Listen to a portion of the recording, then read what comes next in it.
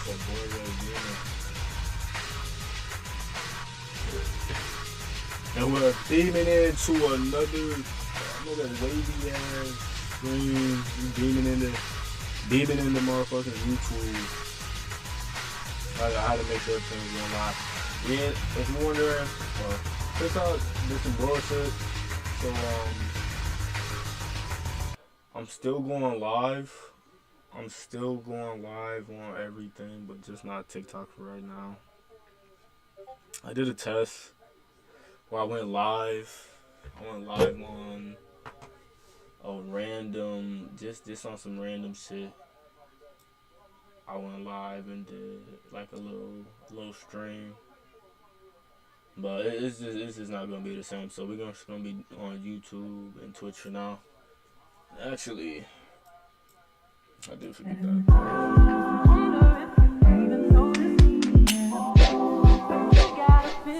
VIP.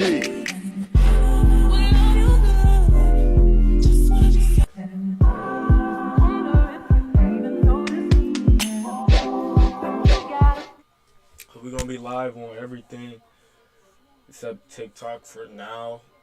If we do a TikTok live, it's just probably gonna be random, like on a random day. I'm like, oh fuck it, I'm just about to stream on TikTok, and it will be on my own Ray. But for now, we just gonna keep it how we've been doing. We gonna have the Twitch and the YouTube. So you wanna tune into that. Remember, join the Discord. Still try to support the TikTok. I might upload some random clips. I'll be making edits and all types of funny content. So if I figure I just make it, I was thinking about it. I was thinking about just making an edit just to make an edit, but I don't know. You guys seem to like Dying Light a lot, so I'm like, I might play more zombie games. I don't know. I might play more zombie games. But for now, we're gonna be getting into YouTube. We're gonna be getting into YouTube. Hey y'all.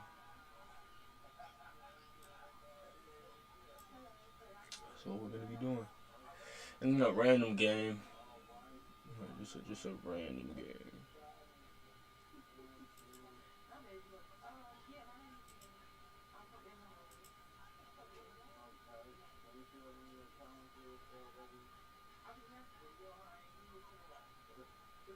Yeah, hold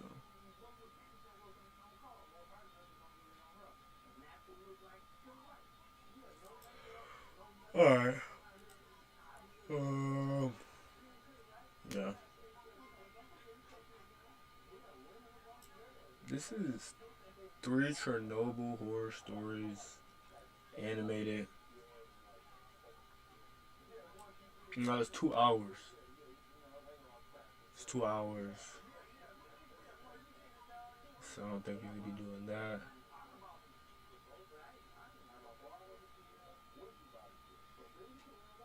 Oh my god. Next stay home booking.com. Right here, next stay at home run with booking.com. The most painful deaths in Naruto.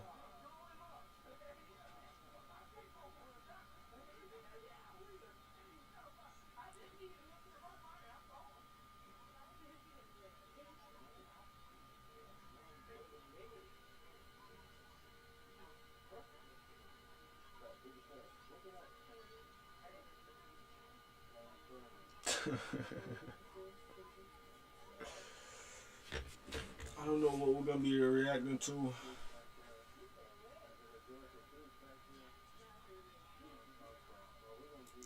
Honestly, it's probably gonna be something spooky.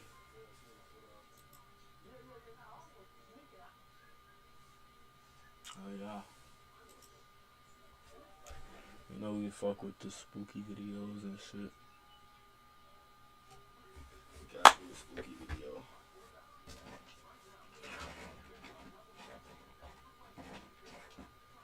I need a video to be scary like this. My eyes gotta be popping on my fucking head. Maybe I shouldn't be saying that like that. I gotta look like these. This how scary the video gotta be. We'll put Mr. Potato Head right there. Oh shit. We're gonna put Mr. Potato Head right there. He gonna be reactive too. It's a good day. Hope y'all been doing well. What's it? What y'all drinking on? I ain't drinking none right now. I just had a motherfucking a caramel frappe. I don't know what you guys like to drink from McDonald's, but what's our favorite drink from McDonald's? Cause I always make these videos too, so if you're gonna watch these videos as well. So like, if you comment, Gotta probably start making thumbnails and shit, cause I don't be doing that all the time. I'm lacking right now. But the first video we are gonna be watching, I know we got like a content warning with this shit,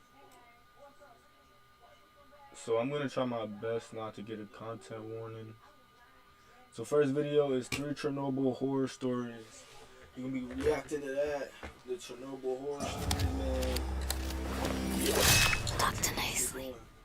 This is stupid, Henry Waller said as he set up 3 laptops on the portable fold-out table he'd hiked into the area. Quit Callista Jones said from her side of the safe tent they'd set up as their base of operations. We shouldn't be here. Henry said. This is stupid. You've mentioned that more than a few times. Callista responded. 3 times before we even got into the Land Rover.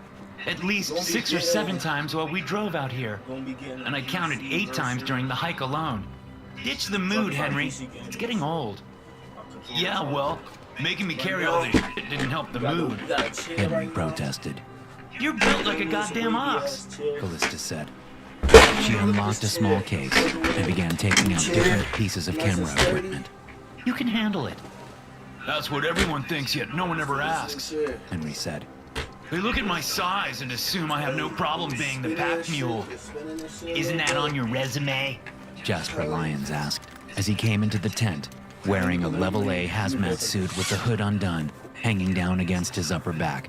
Pack mule, whiny crybaby. Better a crybaby than a moron willing to walk into a hot zone wearing a glorified baggie. Damn, bro. This is I wouldn't pure even say times that. 400, baby. Jasper said as he turned in a slow circle. I'm safe as can be in this thing. You look like an idiot. Henry said. A soon-to-be dead idiot. You know I look hot. Jasper said. Admit you want a piece of this. You do look hot, but more in an overheated way than a sexy way. Callista said. She She carried a harness over to Jasper. Arms up, beautiful. See, Henry? Jasper said. Cal gets it. I'm damn sexy in this thing. The only thing sexy about any of this crap is the payday. Henry responded. So you and your jumpsuit and that camera rig better get us the footage we need. I didn't haul my ass through a fucking war zone and out in the middle of nowhere to come back empty-handed. Get the shots and sell the mystery so we can get paid. Hey, brother, that's what I'm here for. Jasper said. To get the good shots and get us paid. Hold still, damn it. Callista snapped at Jasper. I need to tighten this, or it'll flop everywhere. Callista clipped 2 straps up under Jasper's armpits, then cinched the straps until Jasper grunted. I'll barely be able to move my arms. Jasper complained. Who's the whiny bitch now? Henry said and laughed. Still you. Callista said. Then she patted Jasper on the shoulders and backed up. She twirled her fingers. Spin around quickly. I want to see how it holds up to fast motion. Jasper did as he was told and spun around Sound of Music style, which resulted in him almost knocking one of the laptops off the folding table. Watch it, dipsh. Henry snapped. This working for you? Jasper asked, giving Callista a wink. I'll see. Callista said, and turned to face Henry. You got that up and running yet?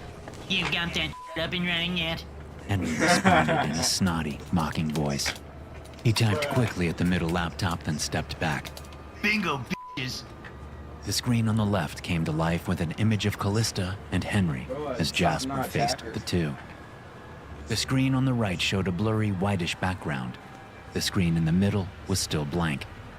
Turn around, Henry said. Jasper began to spin again. No, no, no. Henry said. I didn't say spin. I said turn around. You know, just turn. Once. Not even a full 360. 180. Can you handle that, Jasper? Dude, you are less fun than our guide, Jasper said, and turned to face the entrance to the tent. The right screen became a poorly framed image of Callista and Henry. The left screen became blurry and whitish. Hey, where is Oleg? Callista asked. He was going back to unload the food and water, but I haven't seen him since we set the tent up. I don't know, Jasper said and shrugged. Don't do that. Henry said. Do what? Shrug? Jasper asked. Yeah, don't. Henry replied. It messes with the rig. Then it's a good thing I'll have this, Jasper said, and turned back around so he could step over to the folding table. He slid a small case out from underneath and set it on the table. With two clicks, he had the case open and was pulling out a handheld camera rig that was basically a pistol grip with a GoPro bolted to the top. Action Cam Jasper at your service, Jasper said, and turned the camera on. The middle laptop screen came to life and showed what the handheld camera was capturing. No, seriously, guys. Callista said and walked to the tent entrance. Where did Oleg go?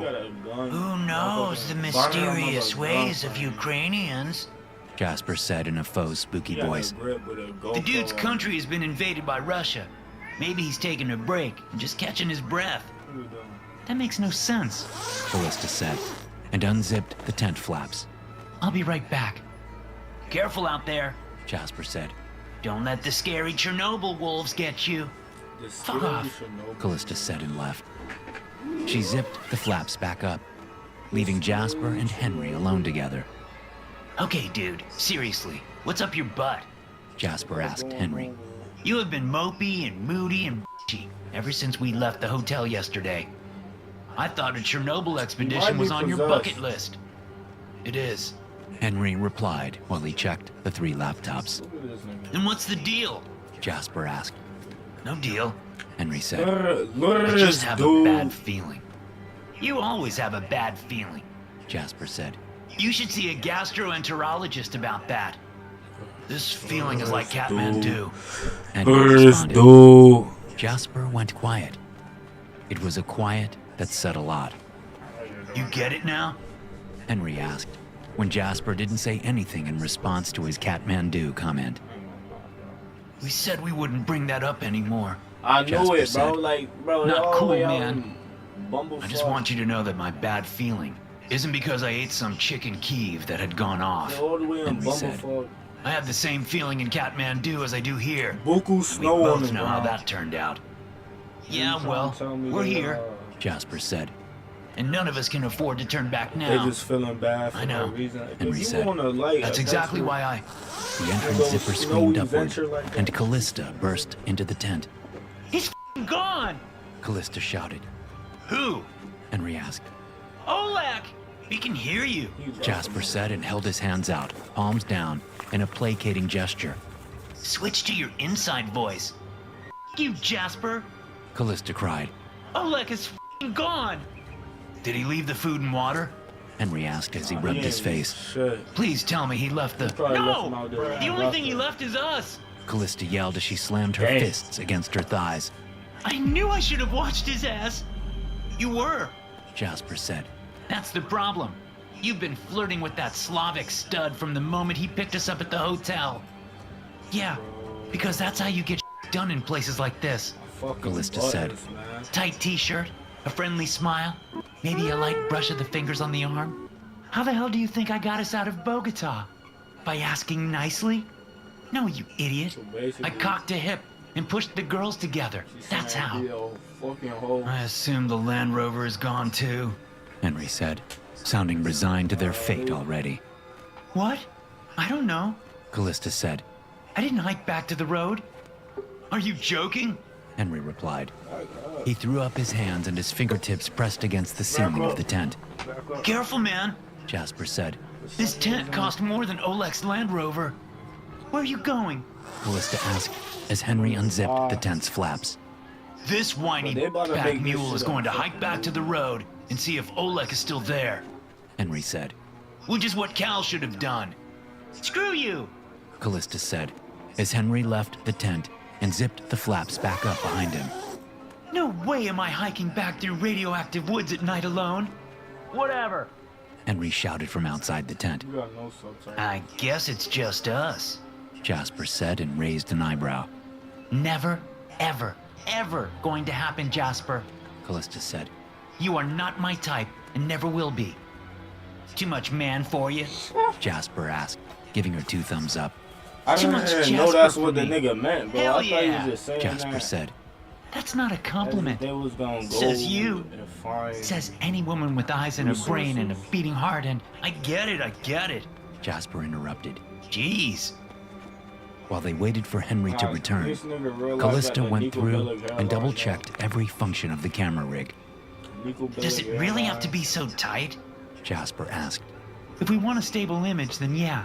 Callista answered. You've worn this a million times. Why are you complaining so much? It pinches under my arms in this suit. Jasper said. After a few minutes, Callista went to the tent entrance and touched the zipper. Maybe one of us should go look for Henry. Callista said. He's been gone a long... The zipper flew up, and Callista screamed as she stumbled away from the entrance. Just me. Henry said, slipping inside the tent. Oleg is in the Land Rover. He's back at the road? Callista asked. Why didn't he bring the water and food on that special cart of his? He was so proud of those all-terrain wheels. He caught some chatter on the radio. Henry said. He's staying close to the Land Rover just in case. Just in case of what? Jasper asked.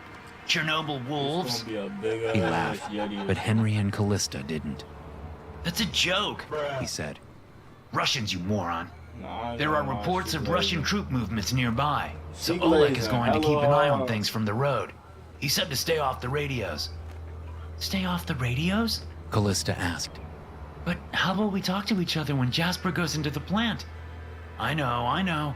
Henry said. I said the same thing to Oleg. What did our guide say? Jasper asked. He said to do what we want. Henry replied. It's our funeral. He said that? That's a lot of words for Oleg. Callista said. It was implied in the shrug he gave me. Henry said. Well, we don't do what we do because we like the safe, easy life. Jasper said. And there's no way I'm going into the plant without comms available. Henry shrugged. Can we get this show on the road or what?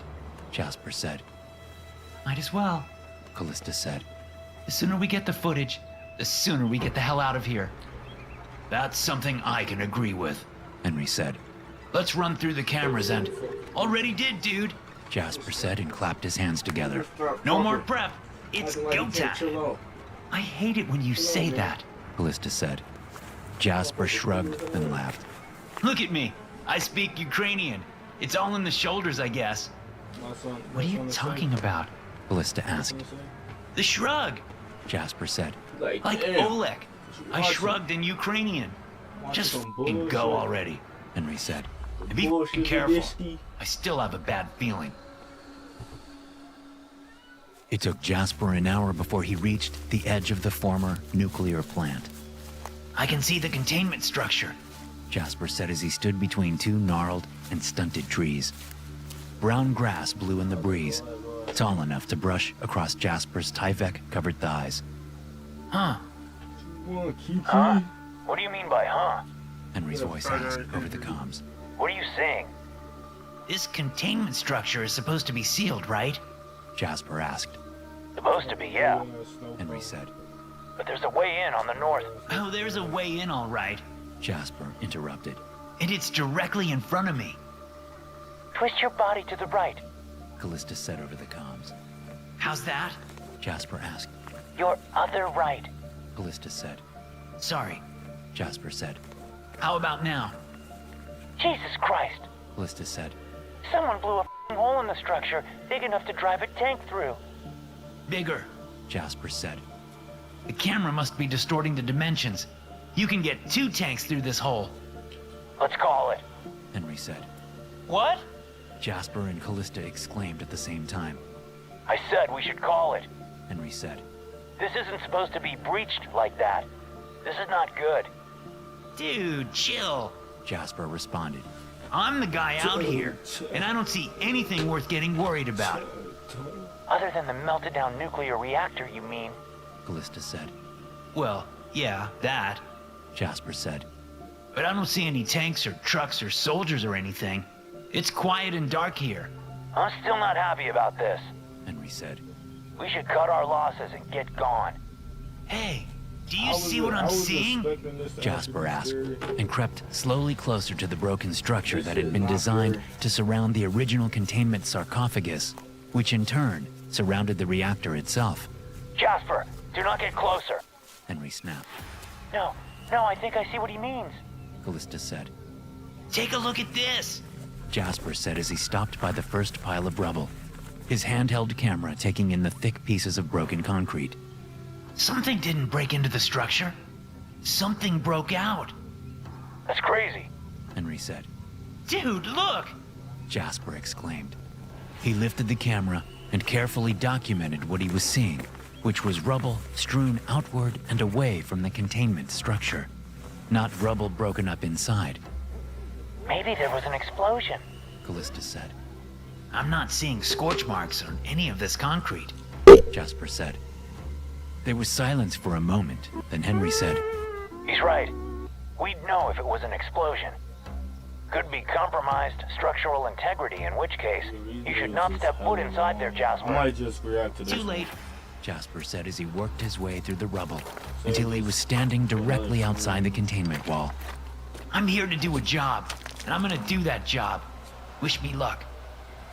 Then he crossed the threshold of the containment wall and entered the sealed reactor area. Pay attention to your rads. Callista warned. You check that bracelet on your arm every 5 minutes. If it goes full red, then you get the out of there Yo, fast. this shit is full of. But I got the Tyvek, baby. Jasper said. Yeah, nuclear disasters don't give a about your Tyvek, dumbass. Callista said. If your bracelet goes red, Shit, real you life book it. fallout. Understood? Yes, Mom. Jasper said. Dick. Callista responded. Jasper kept moving. In the darkness, with only the light from his camera rig illuminating the space, shadows stretched and warped all around Jasper. He tried not to let it bother him, but it felt like with every step he took, he was being stalked by something just out of range of his peripheral vision.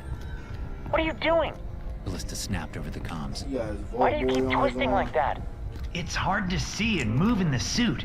Jasper said. I have to turn my whole body. How's that Tyvek now, baby? I don't think he's gonna die. Shut up. Jasper said. Still doesn't explain why you're... Callista started to say. What was that? Jasper asked. I lost you. What was that? Henry asked. What was what? Jasper replied. Guys, you're confusing the shit out of me. What is going on? The sound of rubble shifting echoed from directly behind Jasper.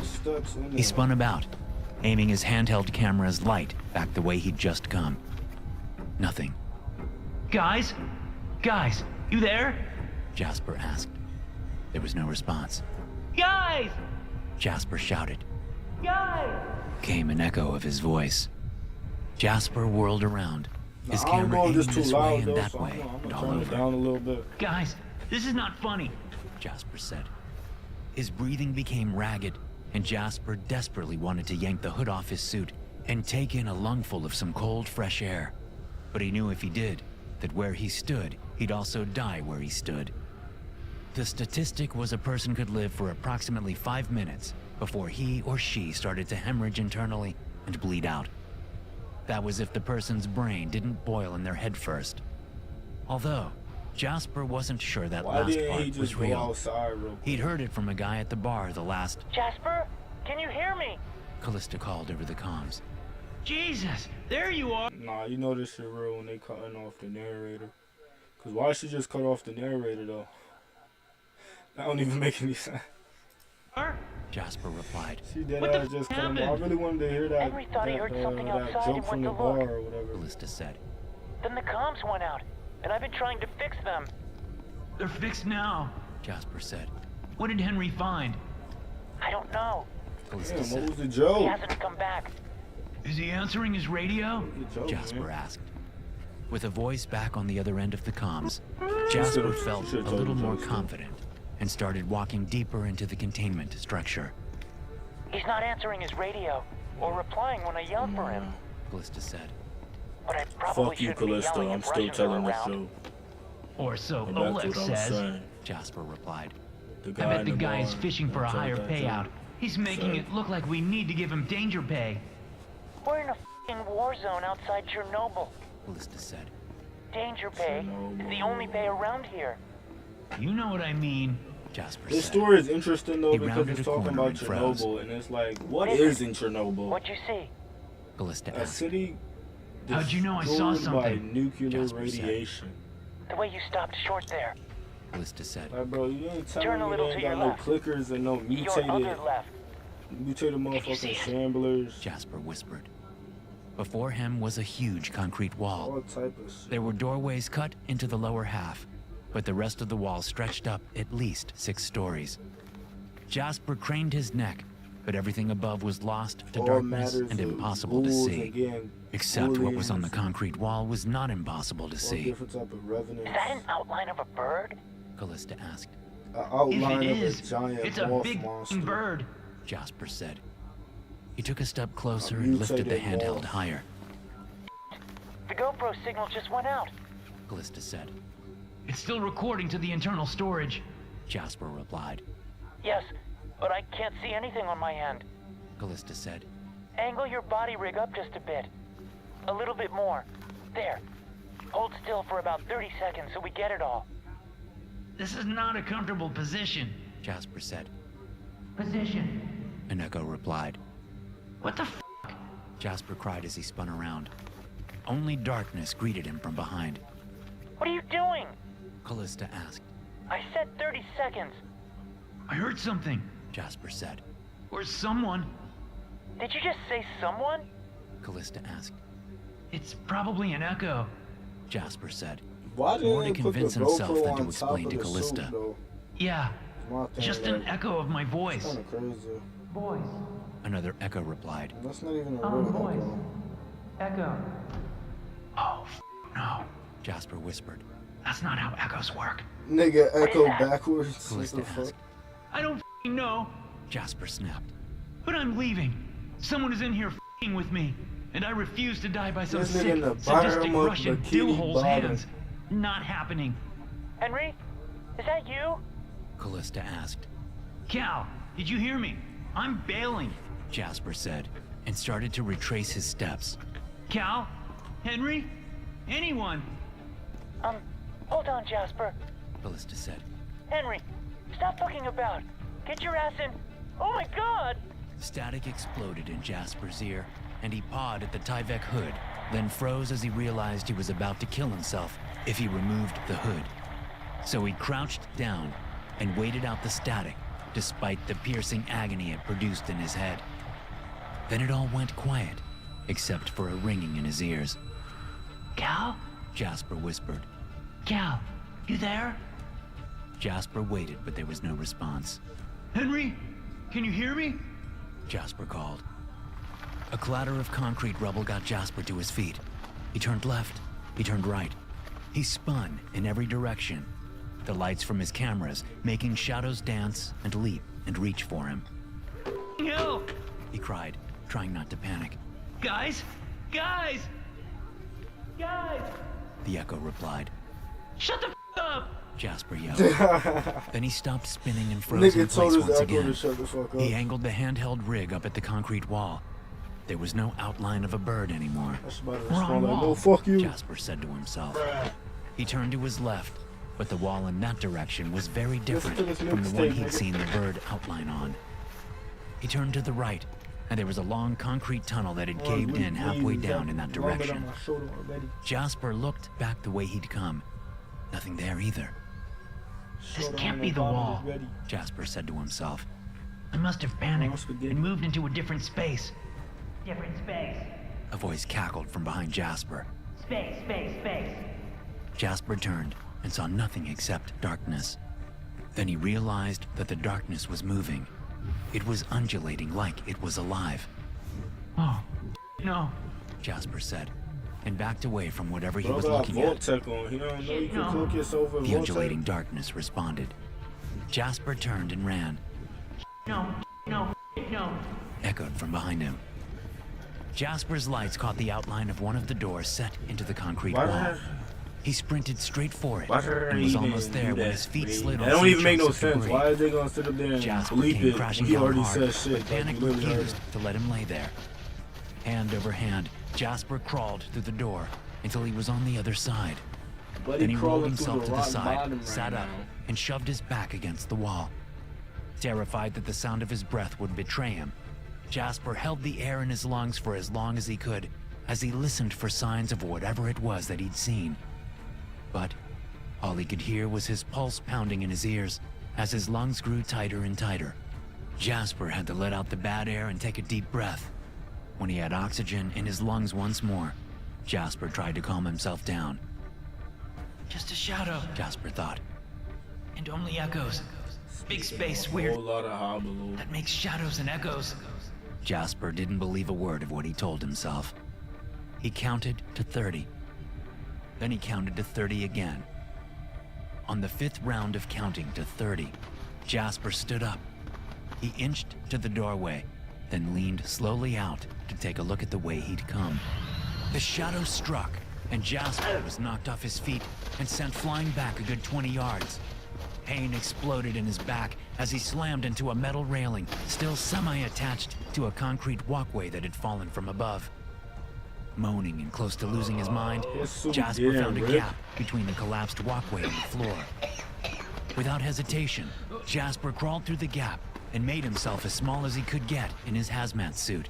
But even hidden under the collapsed walkway, Jasper still had a view through the gap and could see his side of the concrete wall.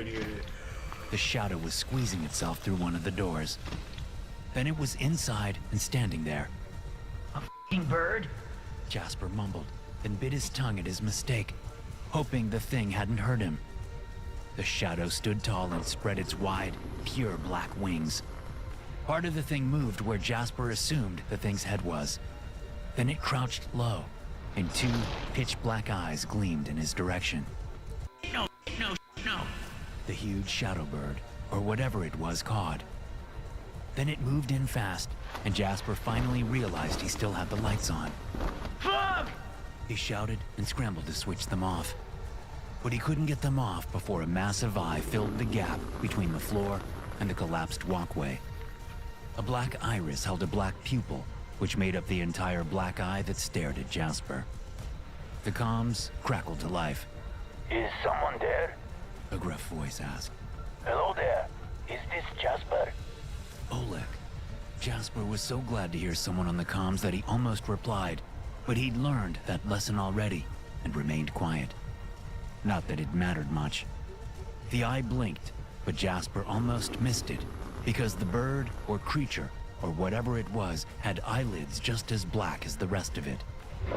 A screech from out in the reactor made Jasper's bladder clench, and he fought to keep from pissing his suit. A second screech called out and the eye disappeared. No, no, no. Is what Jasper heard as the bird or creature or whatever retreated, called by the far-off screech. Is this Jasper? Oleg's voice asked over the comms. Hello there. Oleg, Jasper Give whispered. him no warning. I can hear you. Ah, there is the This Jasper. is a big ass. Oleg replied. That's kinda I crazy. begin to think you are dead, man. still could be. Jasper whispered. Where are Callista and Henry? I What that? mutated ostrich. Oleg responded. I barely hear you. Callista and Henry. Jasper said a little louder. Where are they? Gone. Oleg said. Taken by a shadow. A shadow? Jasper asked. Fuck. Yo, Did it look like a bird? Bro, why did I know that Large was bird. gonna happen? Oleg answered. Very large bird. So That doesn't they make got sense. killed by a Jasper very said. large bird, I saw it too. It was here with me.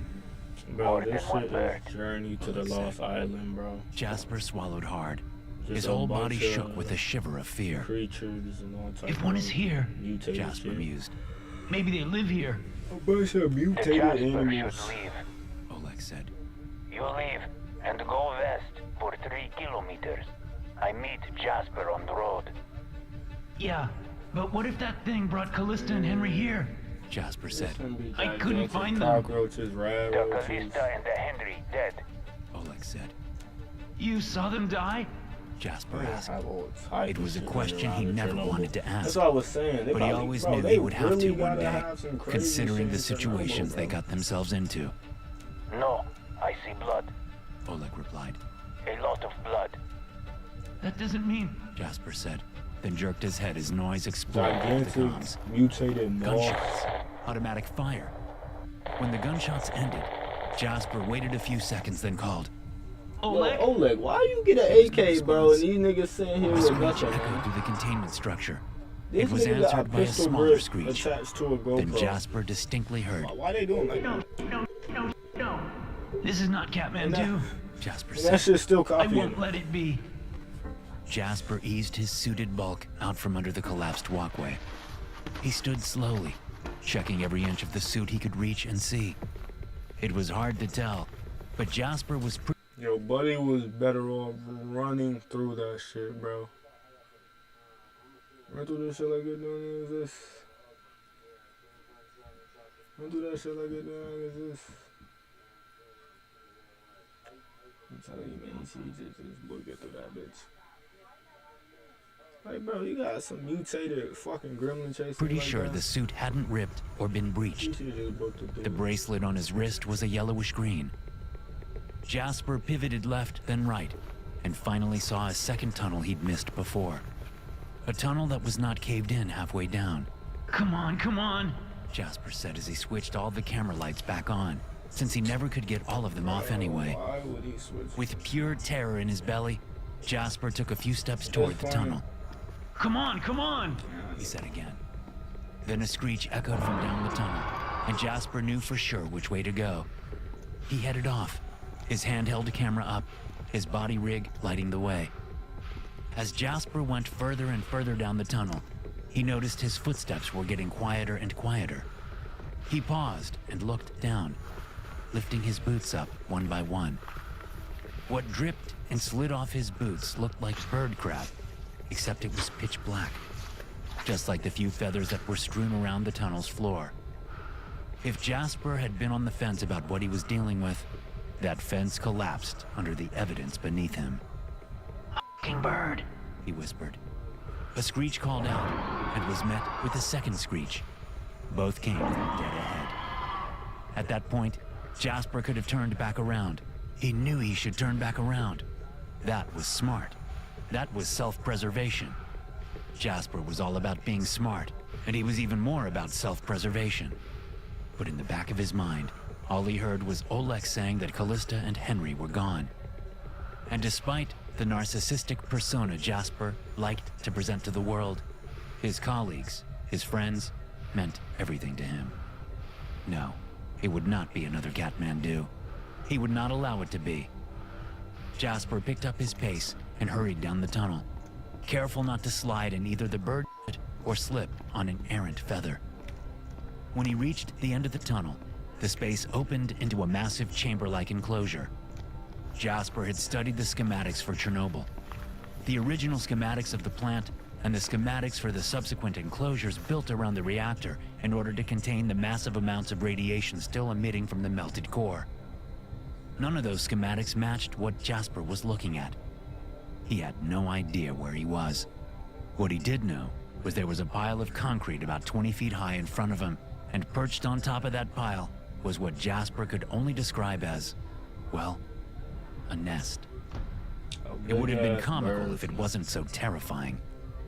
The nest was made of not twigs and little branches, but the trunks of entire trees. And not small trees, not saplings. Fully grown, mature trees were twisted and bent around each other to create the nest. Jasper had witnessed a lot of strange shit over the years hunting mysteries with Henry and Callista, but he'd never seen a nest so big you could sit a house inside it. Then the debate began to war in Jasper's head. Did he climb up the pile and try to get a look inside the nest? Or did he turn tail and get out of Chernobyl like he should have done in the first place? The debate continued until Jasper heard a noise that sent his stomach up into his throat. Please, no. Callista's voice said so quietly that Jasper had thought he'd imagined it at first. Please, no. The voice said again. The voice was followed by the distinct sound of crunching and cracking, which was then followed by a solid, wet flop. Please, no. The voice echoed through the massive chamber.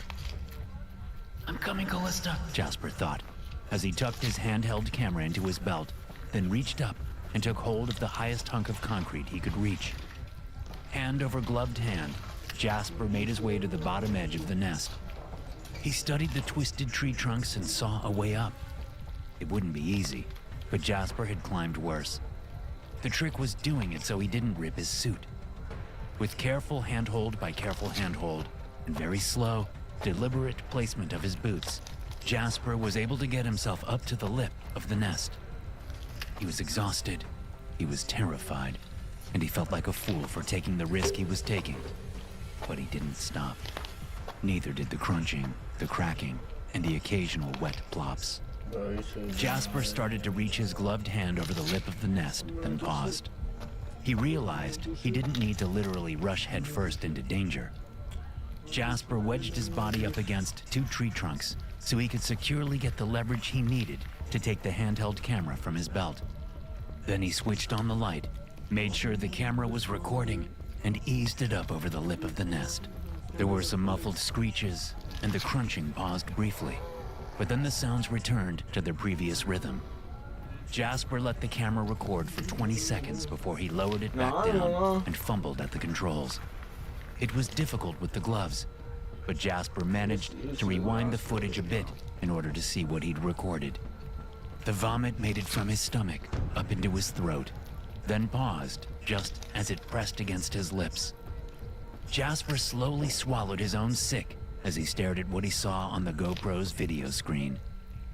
Callista's body was torn apart and strewn about the nest while two things pecked at it and devoured her, piece by piece by piece. The only reason Jasper knew it was Callista was because of the bloody shirt that hung from a snapped branch on one of the trees that made up the nest, and her severed head that was sitting upside down on the far side of the nest, close to one of the thing's black talons. Then one of the black beaks opened, letting bits of flesh and drops of blood fall to the bottom of the nest as it said, Please, no. Jasper fought vomit once more. He won the second time, though. Then he took several slow, quiet breaths and got himself together. Callista was dead. That realization hit Jasper hard. He told himself that he wouldn't let another Kathmandu happen, but what he saw, what he'd gotten himself into, was way worse than Kathmandu. Jasper stopped the playback of the footage and put the camera back on his belt. He started slowly back down the concrete pile until he was on the chamber floor once again. Yes, Callista was dead, and she died in a horrible, horrible way. But Henry could still be out there somewhere, and that was what Jasper held in the front of his mind as he took slow, deliberate steps back to the tunnel. Except he was having a hard time finding the tunnel. He looked all about, but the space was so massive that even the bright lights of the camera rig were having a hard time illuminating distinct features. So Jasper walked in the direction his instincts told him the tunnel would be found. But the tunnel wasn't there. It was nowhere to be seen. Where the tunnel should have been was just darkness. A huge blob of darkness. Jasper took a couple of steps back and looked up instead of side to side. There, about 30 feet or so up, Jasper saw something dangling. It was hard to tell what it was or why it was there, but Jasper saw it and knew it hadn't been there before. Then the sound of dripping reached his ears through the Tyvek hood. Jasper angled his view to the chamber floor, and the camera lights instantly picked up the red staining the concrete. Blood.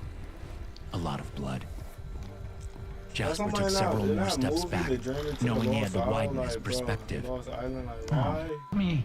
Jasper muttered when he realized what he was looking at. Mama Bird had returned to the nest, and in her huge beak was a body that was dripping blood like a leaky faucet. Mama Bird was bringing more food for her babies. Mama Bird was bringing them Henry. Jasper continued to retreat from the huge creature. Henry order. No, no, no, no, no. Echoed from behind Jasper. Please no, please no, please no, please no. Joined the echo. Yo, I ain't gonna Mama lie, Bird them little responded fucks by are tossing annoying, Henry's bro. I corpse would've high snapped into one the of their air. necks. Jasper Like, craned yeah, you his killed neck my mans? to see where it landed, but the suit blocked his view.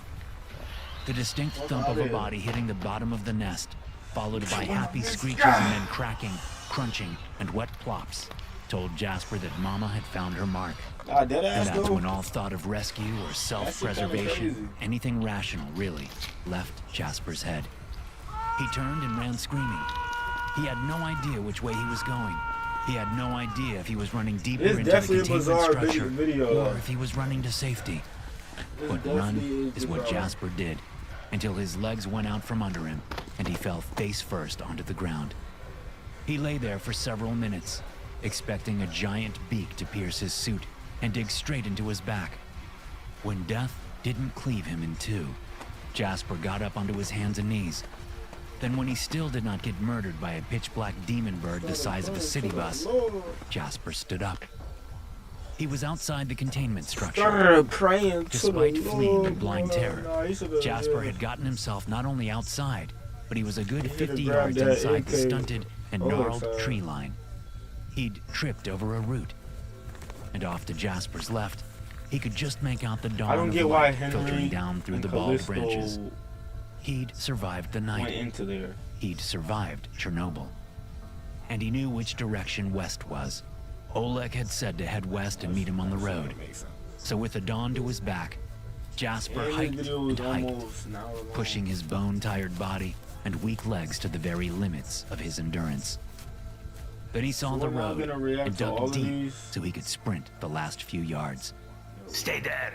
A voice called out, and the distinct sound of a rifle being charged reached Jasper's ears.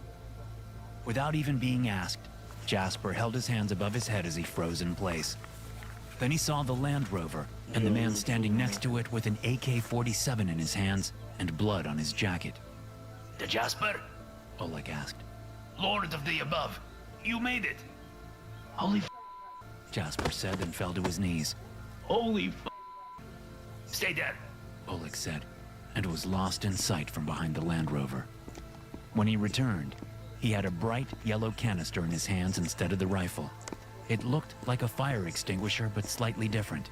You will hold still. They Oleg decontaminate said, him. and then Jasper found himself enveloped in a thick white vapor. Once the vapor had dissipated, Jasper was held up onto his knees and his hood was pulled off. Nigga, like, bro, Air had never tasted so good, what's up, bro? and Jasper gulped it in. We get you out of suit. Oleg said. He did not wait for Jasper to agree, and just began to tear the suit off Jasper's body. When free of the suit, Jasper only stood there in his t-shirt and thin pants and shivered in the morning chill. Here, Oleg said and tossed Jasper a backpack. I saved some of your gear. Clothes in that. Jasper managed to get the backpack unzipped and yanked out a pair of jeans and a flannel shirt. They were Henry's, not his, but he didn't care. When dressed, Oleg guided Jasper into the passenger seat of the Land Rover. Not mine. Oleg said when he got into the driver's seat and saw Jasper staring at the blood on his clothes. Russian blood. Okay, was all Jasper could say. Now we get you to airport and we leave this place. Oleg said. We? Jasper asked as Oleg pulled the Land Rover out onto the road and floored it. Hey, Oleg said and smiled. I have laptops. I even have the Jasper GoPro in box in case of radiation. Then he looked at Jasper and turned that smile on him. I have footage of Monster and you have client with money. We now partners. We now partners, Jasper said, and rested his head against the window. That isn't as great as you think. Believe me. Jasper closed his eyes, then shot them back open as images of the nest and its horrors flashed through his mind. I never been to New York. Oleg said. That is where client is, I yes? didn't see some Yep. shit like that. Jasper said. Then we go to Big-ass airport mutated and fly to New ostriches. York, so we get rich with camera footage.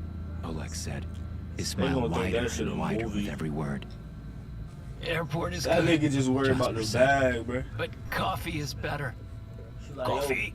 Oleg said. We're about to get Strong. bagged. Strong coffee. Your friends are Jasper dead, said but as we're his eyes about to get closed bagged, so and shot nothing back to open worry again. about. So I never sleep again. Shut up, little bitch. Never We sleep. get bagged. Oleg said and laughed. Americans are funny. You see bad things, and you get all sad. Ukrainians see bad things every day, and we keep going. Good for you. Jasper said. Good for you. Then he leaned his head against the window once more and stared down the road as the dawn light brought on the day. He fought sleep and fought it, but knew he would lose. So he straightened up and looked at Oleg. You ever been to Kathmandu? Jasper asked. No, never. Oleg replied. Then I've got a story for you. Jasper said and started talking. He kept talking until they reached the airport.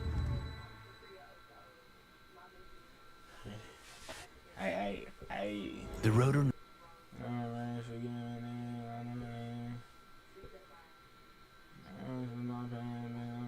With my strings.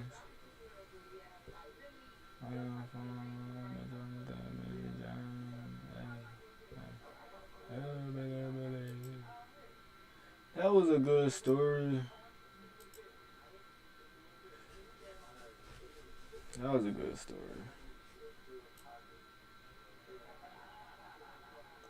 I really watched that one just for the story. Watching it, it got better. So I give that one a 10. I give that one a 10 out of 10. I'll give that one a 10 out of 10 beans. 10 beans out of 10 beans. Cause that was basically an hour long. For I guess a story that long ago wasn't bad. Was not bad at all. We're gonna do one more reaction. We might do two, but I think we might just end up doing one. So we could just get into the game. In the game. We'll be playing some interesting shit.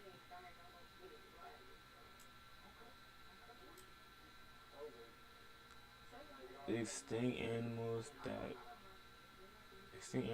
the first human saw. That's gotta be the worst. What is that? Yo, imagine being back then, man. Yeah, we were probably gonna do 2 videos, cause this gotta be bizarre. If you condense the history of life into a single 24-hour day, then modern humans, aka Homo sapiens, they were appeared seeing less than 8 seconds saber-toothed ago. tigers, In other words, short-faced we ain't that old. bears. And yet, in those few seconds, which Mammoth represent our roughly sloths. 350,000 years of existence, Imagine a big the ass Earth has sloth. changed. In some ways not a lot, but in other ways an impressive amount. And if you were somehow sent back to when humans first appeared, you'd see a lot of strange stuff. But what exactly would you see? At the time, Homo sapiens were restricted to continental Africa, and stayed there for quite some time, not budging all that much until anatomically modern people finally dispersed about 70,000 or so years ago. Or at least that's the dispersal whose descendants survived to populate the world.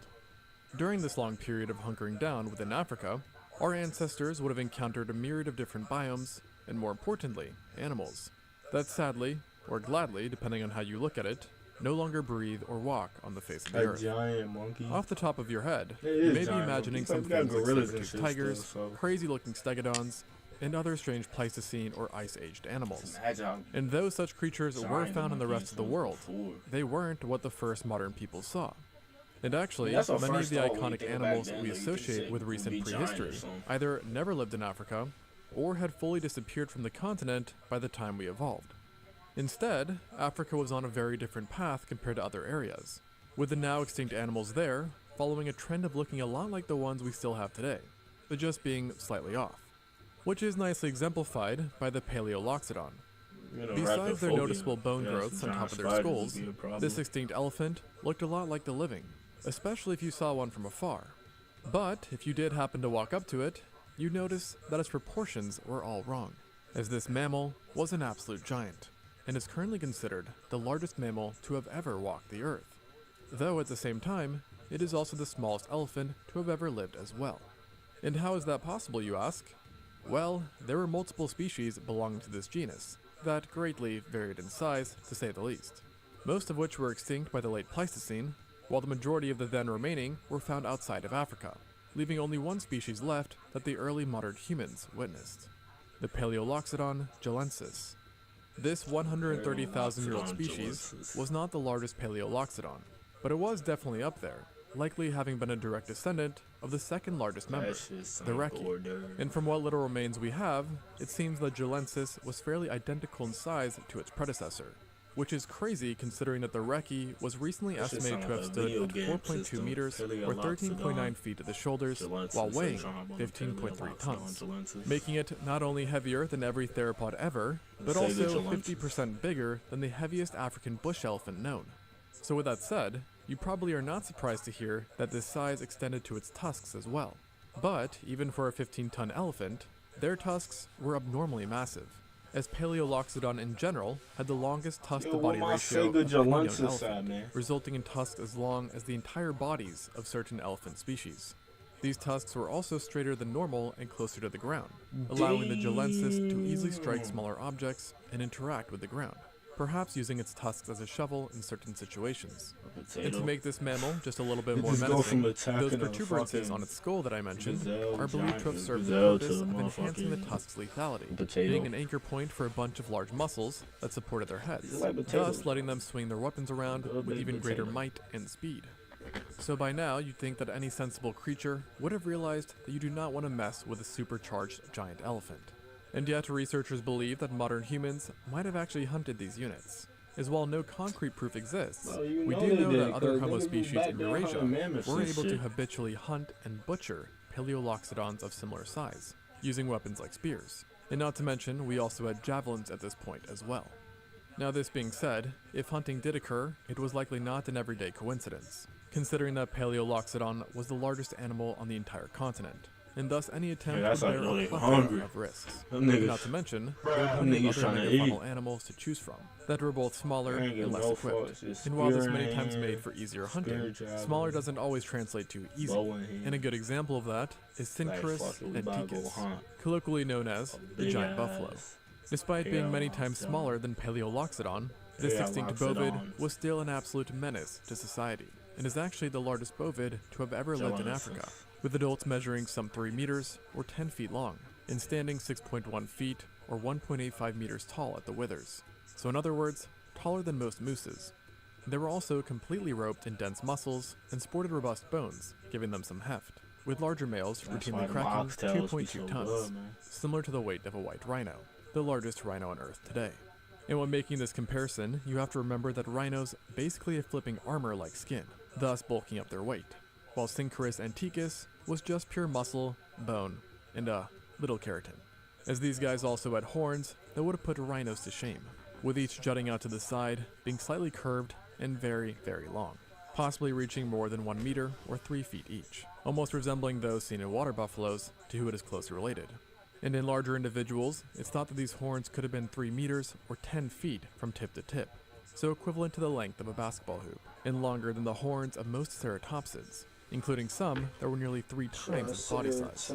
So in order to accommodate this size and massive body, the giant bull likely needed to graze huge quantities of foliage, which in conjunction with presumed large herds, resulted in this bovid having profound impacts on the environment it lived in, with their movements paving large paths. Due to this trait, they would have been quite easy to track, allowing for some of the braver predators, like humans perhaps, to go after them. Though finding one was significantly easier than killing one, considering that they were not afraid in the slightest to use their horns, something we know thanks to actual recordings, coming from ourselves. You see, these bulls were routinely featured in cave art around Africa, which often depicted them in the midst of a battle, typically with other bulls, with most having a face-down stance, using their horns to ram into their foes.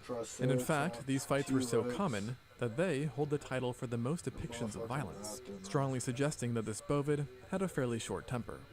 It also probably helped that it likely could run at top speeds of 35 miles or 56 kilometers per hour, meaning that anything it made contact with, besides maybe a Paleoloxodon, was getting absolutely bodied. Of course though, despite their huge horns, size, and ferocity, This did not stop us again from hunting them, nor did it stop the other I heard us. pterodactyls And by could that, like pick up I'm some talking about hefty other shit though. humans. As you likely know, multiple Homo species have walked the Earth, but people tend to forget that it wasn't just a straight ladder down to us, with each one succeeding the last. Instead, there was a surprising amount of overlap, which basically climaxed during the time of the first modern humans. As roughly 300,000 years ago, there were 4 Homo species living in Africa at the same time. Not necessarily in the same places per se, but close enough that we might have run into each one separately. And along with sapiens, this included the Naledi, Rhodesiensis, and the Heidelbergensis, so quite a range.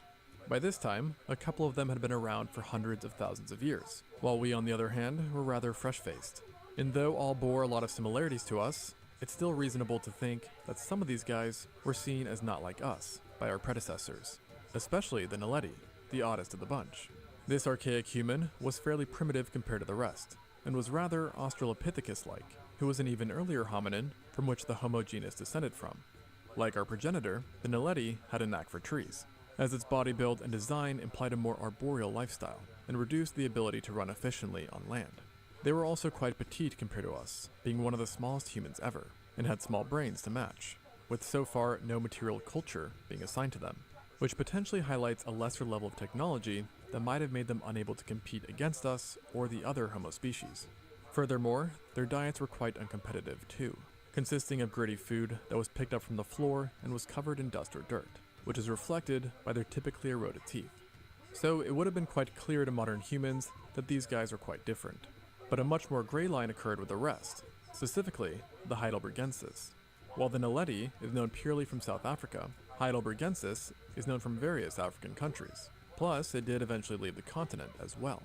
Overall, they were fairly comparable to modern humans, sharing our height and having a similar brain size. Where they differed though, was that they were a bit more Neanderthal-like, possessing wide chests and robust frames that made them more durable and most likely stronger than we were. So let's just say, in a scrap between them and us, I know who I'd bet on, at least. They also had technology that matched ours, with the remains routinely being associated with fire usage, primitive buildings, spears, hand tools, and even art. And these advancements ultimately allowed them to spread far and wide, inhabiting a large range in Africa, where they enjoyed a diet largely composed of meat, as they were specialized in taking out large game. And this overlap in both diet and range could technically have caused confrontations with Homo sapiens, where violence may have occurred. Although, interestingly enough, there is a chance that any interaction might have been solved with words, not violence, or rather, I should say sounds, as studies on their hyoid bone and middle ears found that they theoretically could have had human-like speech, and possessed an early form of language, which subsequently would have helped with teamwork. And sure enough, some sites do demonstrate advanced cooperation, including one in Kenya consisting of over 50 butchered Therapithecus oswaldis, showcasing that the Heidelbergensis meant business. And this business likely extended to the Rhodesiensis, a slightly older Homo who is known from Zambia, and was so similar to the Heidelbergensis that a lot of people actually think that it's a synonym for Heidelbergensis, instead of it being its own genus. But whatever the case, it's at least clear that these two were intelligent and fairly modern human-like, making any contact between them and us a topic of great interest. Although for now, no evidence of direct interactions are known of. But there is at least one study that claims that we did to a degree interbreed with the Heidelbergensis in sub-Saharan Africa. And in fact, there are some who actually believe that they are the direct ancestors to us. However, I will mention that this has gotten quite the pushback in recent years, but technically is still a possibility, yet just one fogged in mystery. And just like our cloudy interactions with fellow Homo species, another area of uncertainty swirls around just about the scariest baboon-like creature nature's ever created, the Dinopithecus. For now, it's basically a gamble if this primate ever met sapiens, as it's super limited in the fossil record, and there's a chance that it went extinct by the time we showed up. But it was such an odd and scary creature that I feel like I've got to mention it. And with a name literally meaning terrible ape, Dinopithecus was a primate larger than the average man, with some specimens reaching 77 kilograms or 170 pounds in weight, and came equipped with deceptively powerful muscles, and a giant skull that housed menacing canines 20% bigger than those seen in the largest baboons today. So far, fossil remains are only known from South Africa and Ethiopia, where it is believed to have lived a bit like baboons, sticking mainly to the ground and roaming the lands as opposed to swinging from trees. and thus making possible run-ins Imagine that, all they the was more just likely making if fossils, they did making align shit up. time-wise. However, unlike baboons, and different to most of its close relatives, the Dinopithecus seldomly ate grass or savanna-related foods, instead gorging itself on fruits, and perhaps even the odd piece of This is meat or believable. two. As paleontologists believe, it was an opportunistic feeder, likely eating more flesh than the vast majority of primates did up until that point. Furthermore, thanks to its size and wicked canines, some have speculated that earlier and smaller Homo species may have made up this occasional snack, with the only silver lining here being that thanks to our size and technology, we at least were most likely in the clear. And obviously I don't wish anything bad on our ancestors, but it would be cool if they really did live with this essentially roided out baboon.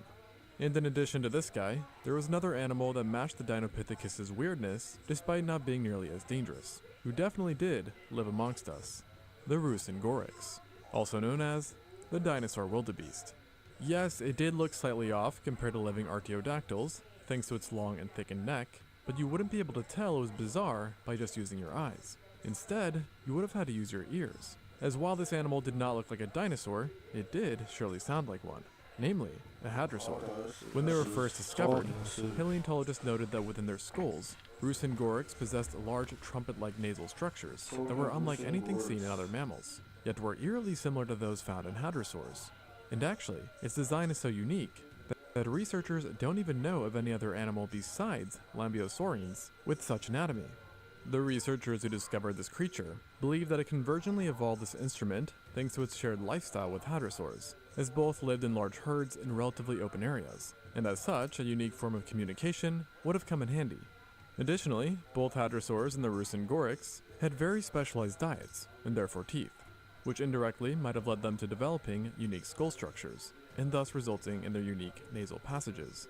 And in the case of the raehimejima, it's thought that they were able to create sounds so much lower than their normal vocal ranges that they could achieve infrasound if they wanted to, a frequency that is too low for humans to hear. In other words, they could literally be having a shouting match and still be library appropriate. And maybe this silence might have made you hungry. And I say this because out of the animals on the list so far, the raehimejima is the only one known with skeletal evidence confirming predation by sapiens, with a group located in Kenya having butchered marks and being found right next to human tools. And the way in which the group died implied that humans likely hunted this wildebeest-sized bovid en masse, with some even speculating that That wasn't a bad bed, but Fall. we're gonna go to the next one. I must have been 5 or 6 when at a sleepover a friend asked me, "What's the scariest monster you can think of?" My mind raced for the answer. Even back then I thought of myself as the creature expert, but nothing felt big enough, mean enough, scary enough. Another friend turned to us and whispered, "Do you know what I think it is?" There is a shadow lurking across cultures, an eternal struggle to depict ultimate evil. How can we, with our limited means of comprehension and storytelling, portray true darkness, make fear physical? What is the face of the most terrifying monster we can fathom?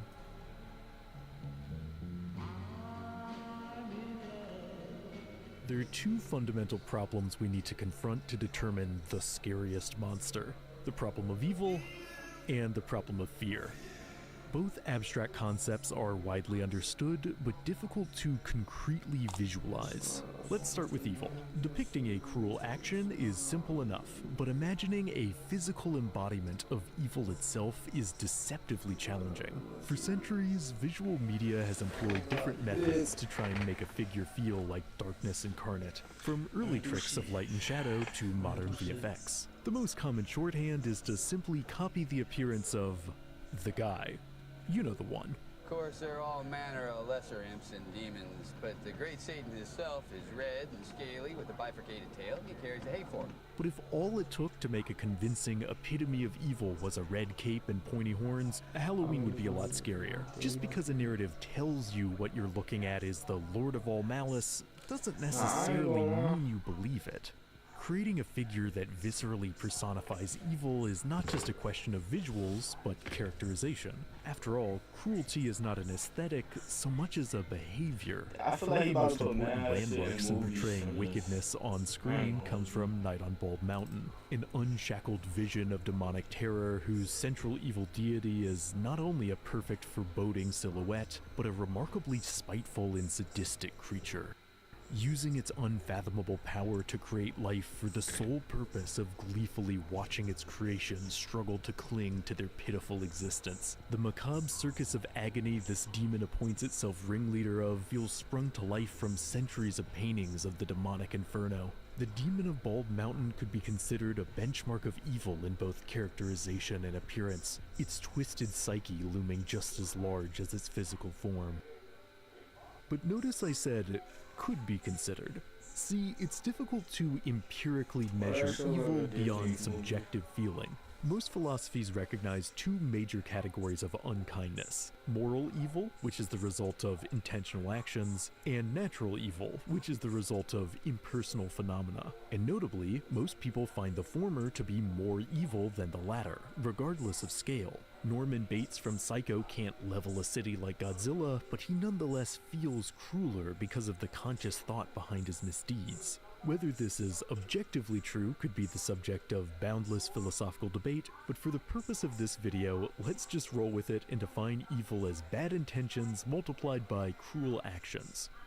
So now we, seemingly, have the formula for determining the ultimate monster. Find the entity that's done the worst things for the meanest reasons, and we've got the winner, right? Well, not so fast, because we've forgotten the second half of our quandary, the question of... And just because something is more unethical doesn't inherently mean we'll be more frightened. Consider the two dark gods from Adventure Time, Hudson Abadir and the Lich. Hudson rules over a plane of eternal agony, a sadistic layer cake of nightmares seemingly designed to torment an infinite amount of people for an infinite amount of time. It is Hades and Hell and like the DMV all rolled into one. Okay, bozos, make room, make room, make room. And considering that Hudson has set the realm up this way because he thinks it's funny, from a philosophical standpoint, he's just about the peak of moral evil. In contrast, the Lich's plan to extinguish all life is cold and dispassionate. Obviously not a nice thing to do, but his motivations are likened to that of an unfeeling machine. Next to Hudson, he is not as traditionally immoral. And yet, as anyone who has seen this series can tell you, the Lich is far scarier. There is only darkness for you, and only death for your people. Fear is more than an equation. It is a primal, irrational instinct. Were we beings of perfect logic, then perhaps the more ethically corrupt something was, the more we'd quake in our boots. But that's not how our brains work. Hudson's domain of fiery suffering might be less principled than the Lich's icy oblivion, but it isn't as frightening. That we might find a frigid, calculating evil more menacing than a firestorm cruelty is not a recent psychological phenomenon.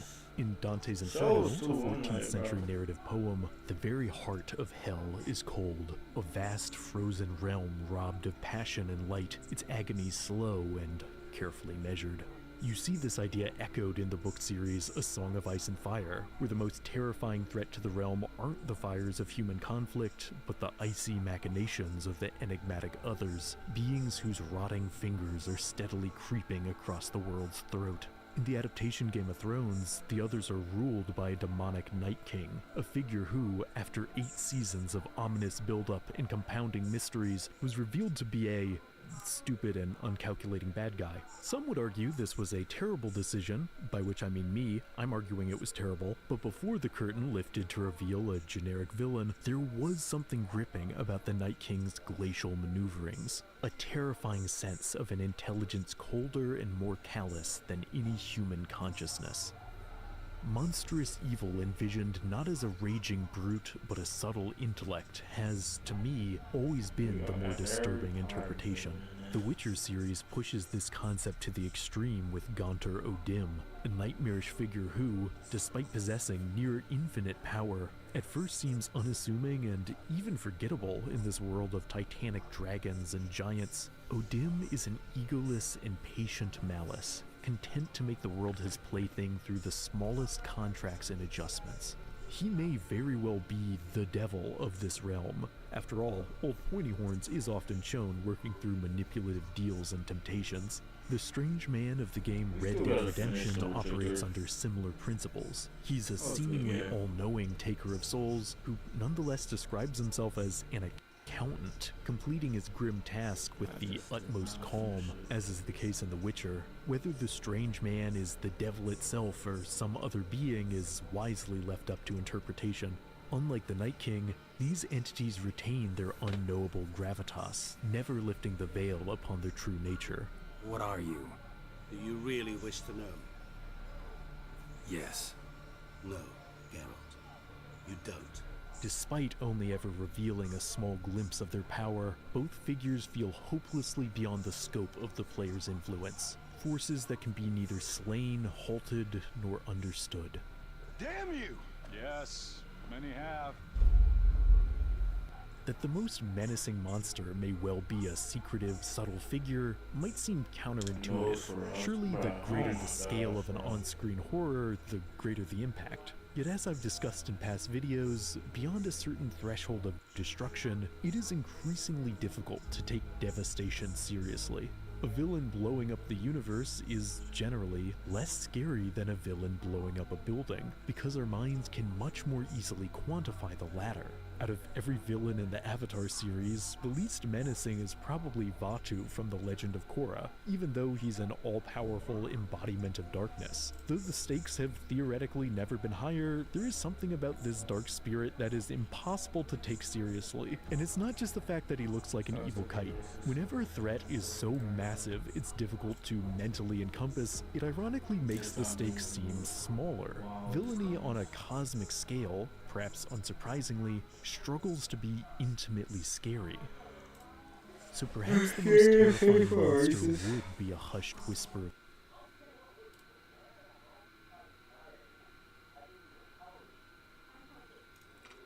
Alright, some of these, like, yeah, they're bizarre, but like, what he was comparing shit from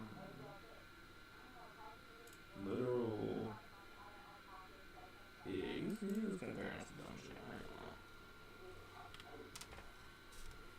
We might have to go to Horror Shorts Party. Cause there's actually a video that I wanted to react to.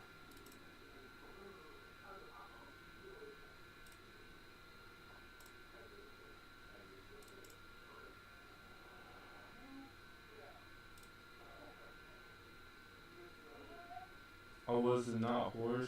Oh, it might not have been horror story. Shorts.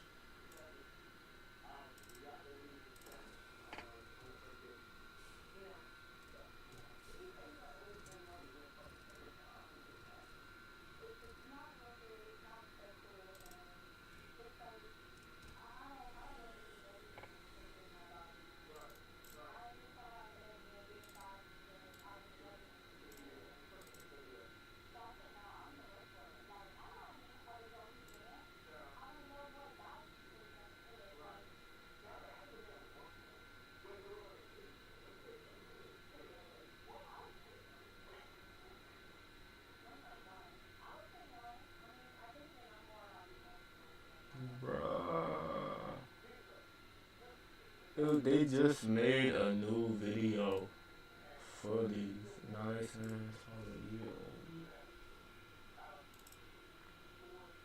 Cause I reacted to that one, but it was too old.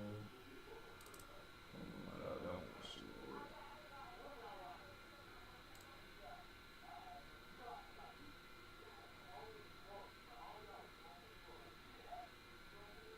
old. Oh, they might have just reposted it.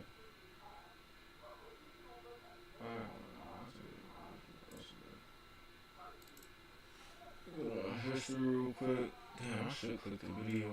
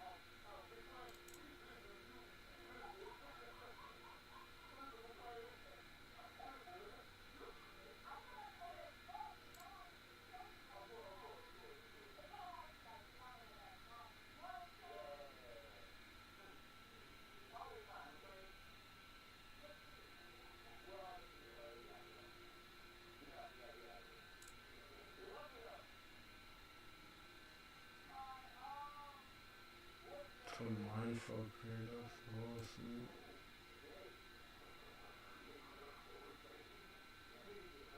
Spontaneous combustion.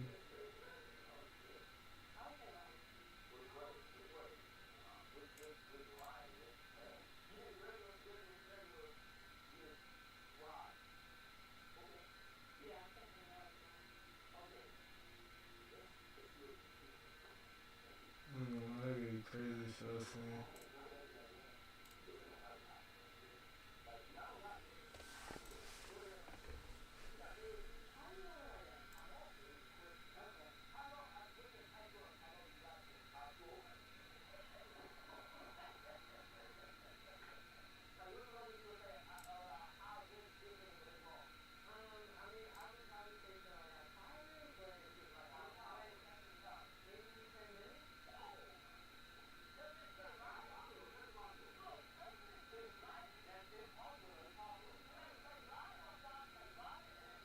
Why are they re-uploading stories, man?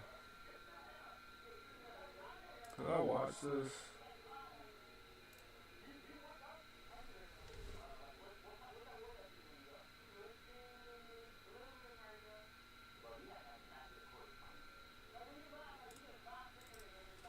Fuck it.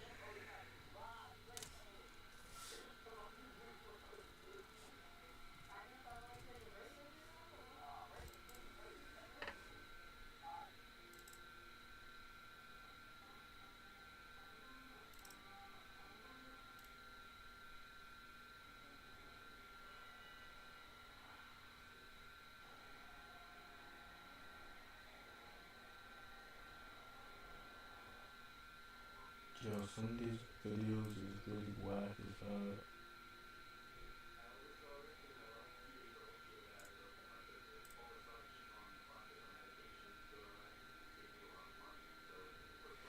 Videos are whack as heck. Nah, I ain't gonna lie. I'm trying to find a good video, but these shits is ass, boy. Like, actually, these shits suck.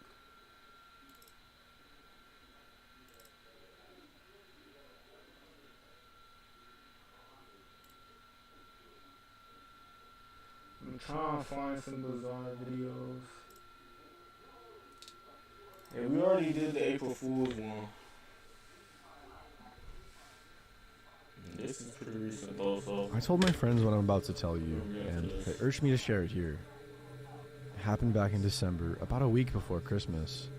I'm a 32-year-old guy, currently using my GI Bill to go to college in a city in one of the mountain time zone states. I'm so busy with school and work, so I don't have time to go out and socialize often. So I have to rely on a lot of the apps to go on dates. Yes. I matched with this really cute girl around my age, and we had a good conversation, and then we scheduled a date. It was at a bar restaurant, not far for either of us to drive, so it was easy. She was very pretty in person, and we got along great. During our conversation, I found out that she worked in a non-cop role at the police station, like a receptionist essentially. I also learned she had a roommate, whom she said was out of town for the holidays. She added that she hated being alone because she had a crazy ex-boyfriend who stalked her. I was a little uneasy at that, and I told her as much. And she said he's harmless, so I kinda let it go. We had a few more drinks, and we were there for about another hour. And at her suggestion, she said that we should go back to her place. We went to her house, and she walked up and just opened the door. She didn't unlock it. It was already open, which I found very odd because she said she had a stalker, that her roommate was gone. She said she got a stalker already, nigga. She You was just doing met that. her. I saw a bowl of cereal on the kitchen counter. She got a stalker? I touched it, and it was still cold, like it hadn't been there for a while. The cereal wasn't soggy either. I asked her whose it was, and she has it, and said she ate it as a snack before heading to the bar. No, bro. But it just didn't make sense. Why the fuck would you even Before I believe could that? say anything, she just kissed me, and put her arms around me seductively, and said for me to take her to her room. We started fooling around, and I went to close the curtains, and she told me to leave them open. A few minutes later, maybe 5, we were in bed, and my back was to the window, and she let out a huge gasp. A scared gasp. Her eyes were out the window. I turned around and saw someone in a hoodie, and we took off. I heard the steps running on her back deck. I immediately jumped up and ran out to make sure her doors were locked. And of course, the front door wasn't. I ran to it and locked it, and right when I did, the door started banging. I went to open it because I was gonna fuck the dude up, or at least try to, and she told me to just go back to bed with her. I screamed at her and asked if she was insane. She told me he does this and goes away. And I asked her, you know this is your ex? She said yeah, and to not worry about it. Oh, fuck. At this point, he started banging on the side of the house on the other end, and she didn't seem at all scared. Kept trying to get me to go back to her bed. I didn't want to call the cops because for all I know, this dude was a cop, or she'd know the cops that showed up who would take her side. I also couldn't just leave because my car was at the bar, and I was terrified. I'm trying to put her At this in my point, I started calling her out for the door not being locked, the cereal, and I opened the that cold was room empty. harder. She couldn't come up with any logical answers, and I had no idea what I was into. I shouldn't have done this, but my fight or flight was pretty much kicked in, and I told her, if this is a robbery or some kind of setup, I promise I'll kill you both. Yeah, I'm not a hard ass or anything, but my fear told me to let her know that no matter what it was, they'd have a fight on their hands. Yeah. My thoughts of what were going to happen to me were all over the place. Yeah, he I ordered an Uber off my phone and didn't tell her. I just kept arguing with her and asking her what was going on, hoping to just keep her talking and in the room. I stayed right next to the door so I could leave ASAP. Nah, you going out like that. Luckily, I never got my pants off, and my jacket and shoes were right by the door. So I was able to get dressed. The Uber showed up, and without saying anything, I just opened the door and ran out there as fast as I could. I looked back at the door, and she was just standing there. It's only been a little over a month, but I honestly have no idea what the fuck I got into. I don't believe the story of just a girl with a crazy ex, based off of the factors I told you. It feels like either a robbery or some weird fetishized cuck thing. I don't know. Definitely something I'm very mad at myself for. I mean, I'm a 9-year-old kid. I allowed myself to get into a situation like that. I reported her account on the Uber ride back to the bar. And I told the bartender as well about what happened, just in case they saw her in there ever again.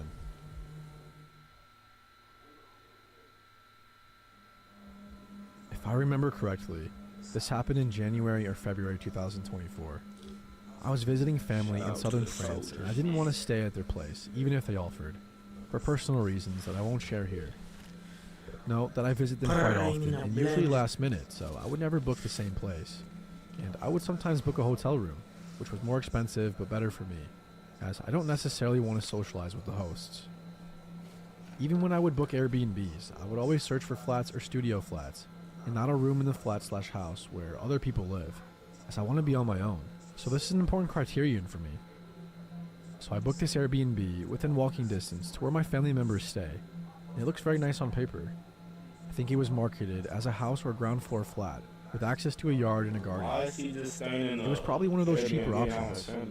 I don't remember for sure, but I wasn't going there for leisure or planning to have a very nice place for myself, to have enjoyable holidays, if that makes sense. So I really wanted something for convenience and wouldn't pay extra for any kind of luxury. There were not a lot of reviews, but the few ones were pretty positive. So I go to that place with my suitcase, waiting in front of the house. I contact the landlord, who should give me the keys, but he's late. I spent at least 1 hour waiting outside, and I'm trying to be patient, realizing at least the neighborhood is pretty nice and seems safe. Even if I need to walk through areas that are slightly dodgy to get there, from where my relatives stay. The landlord finally arrives. He seems like a fairly good man and apologizes profusely, saying he was in another town visiting his cousin or friends, and time flew by. This nigga don't even First look red like flag. an Airbnb owner. He says they were drinking and didn't have time to sober up, so he had to speed on the highway on his motorbike, all being He looks tipsy like a and drunk. gooner, nigga. Look at his shirt, bro. He stops and asks me half-jokingly, That shit all not to say that in my balled up. review. I get a bit serious and tell him he shouldn't be drinking and driving, All to the side. but he says he really didn't want to make me wait. Man just told her he was drinking I and tell him I driving. won't flag that in my review. Spoiler alert, I will, but I didn't want to start off on the wrong foot. This guy is nice otherwise and seems trustworthy, very chatty and open to socializing, and frankly, I was just happy I could finally get in and drop my stuff. The second red flag is when he tells me I will be living in a small flat adjacent to the bigger house he lives in, but I shouldn't worry because I would have my own place, own bathroom, own kitchen, etc. I didn't like that too much, but I actually think it might be good because I am not super comfortable being on my own in a ground floor accommodation. Knowing anyone can get into the yard and access the front door. I guess you could say I'm paranoid. So knowing that someone I quote-unquote know is close by in case something happens gives me a sense of safety. No, what But the I was wrong. fuck? He shows me around. It all seems okay. It's pretty old, but as I said, I wasn't looking for a luxury stay. The part where I would stay is on a lower level than street level. Not exactly like a basement, because there is access to a garden. But I need to walk down a set of stairs outside and get into the flat through the backyard. This shows mostly when I'm in the bedroom, as I see through the windows that it's clearly at a lower level. Next red or rather yellow flag is when he shows me a door close to the bedroom, which is the connecting door between my part and his house. I was kind of expecting that, but thought he might need to at least cross the yard or access through the front door to get into my part of the house. He says his door stays closed and it's locked anyway. Not as a warning for me, not to try to open it, but more like, you'll notice there is the door. It's useless for you. And what's beyond it is not part of what you're renting. We chat a little bit. Too long for my taste, because I was tired and also still annoyed at his lateness, and I wasn't in the mood to socialize. He gives me his phone number because he said the Airbnb chat feature isn't that good, and that it's easier to use WhatsApp. And then he leaves. I start to settle down, open my suitcase, and get changed before leaving to visit the family. I then go back to the place in the evening and decide to have a shower. If I remember correctly, what I'm saying next happened before I took a shower, because I remember locking the bathroom door, which I never do when I know I'm on my own, and I recall being quite anxious when taking the shower. So the biggest red flag before the last drop. I'm sitting on the bed and I hear a knock and someone saying my name. 2 seconds later, before I get the chance to answer, or even understand where the noise comes from, I hear keys turning in a lock and a door opening. As you might have guessed, it's the connecting door next to the bedroom. The guy enters and says he can't find his phone and that he might have left it downstairs. I'm a bit shocked, probably because if he had come 10 minutes later, I would have probably been naked, ready to take a shower or maybe walking around in a towel, since I'm supposedly alone. I know it might sound like I'm just being a pussy, but keep in mind I'm a relatively young woman, alone in a house with a man in his 40s or 50s, who has control over when he can get into my place at any time. I stay polite and try to tell him that no, I haven't seen his phone. I would have noticed. There's literally nothing except my open suitcase on a couch in the bedroom. He still gets it, speaking a lot, and it's very fast while I'm sitting there, not fully realizing what's happening and not having a chance to tell him to leave. He looks around the flat and obviously doesn't find the phone. Then he says sorry and probably asks if everything is fine, if I had dinner or something like that, and then he leaves again. At that point, I'm really wondering if I should stay or not, since I know you get refunded only if you cancel 2 nights in advance. I just thought I would lose the money for the night that has already started, because it was already after 11 p.m. And the following one, knowing I had booked at least 4 nights. I really needed to take a shower, but questioning if I should, I tried to see if there were available hotel rooms.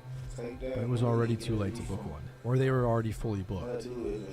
I decided to take my shower real quick, wondering if he could hear the shower and deciding that he forgot something else to get in again.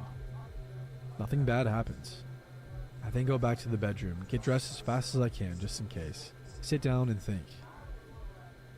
I decide that I will just stay for the night, and I'll probably be less paranoid in the morning if I'm still alive. That's when I notice the chairs in the bedroom.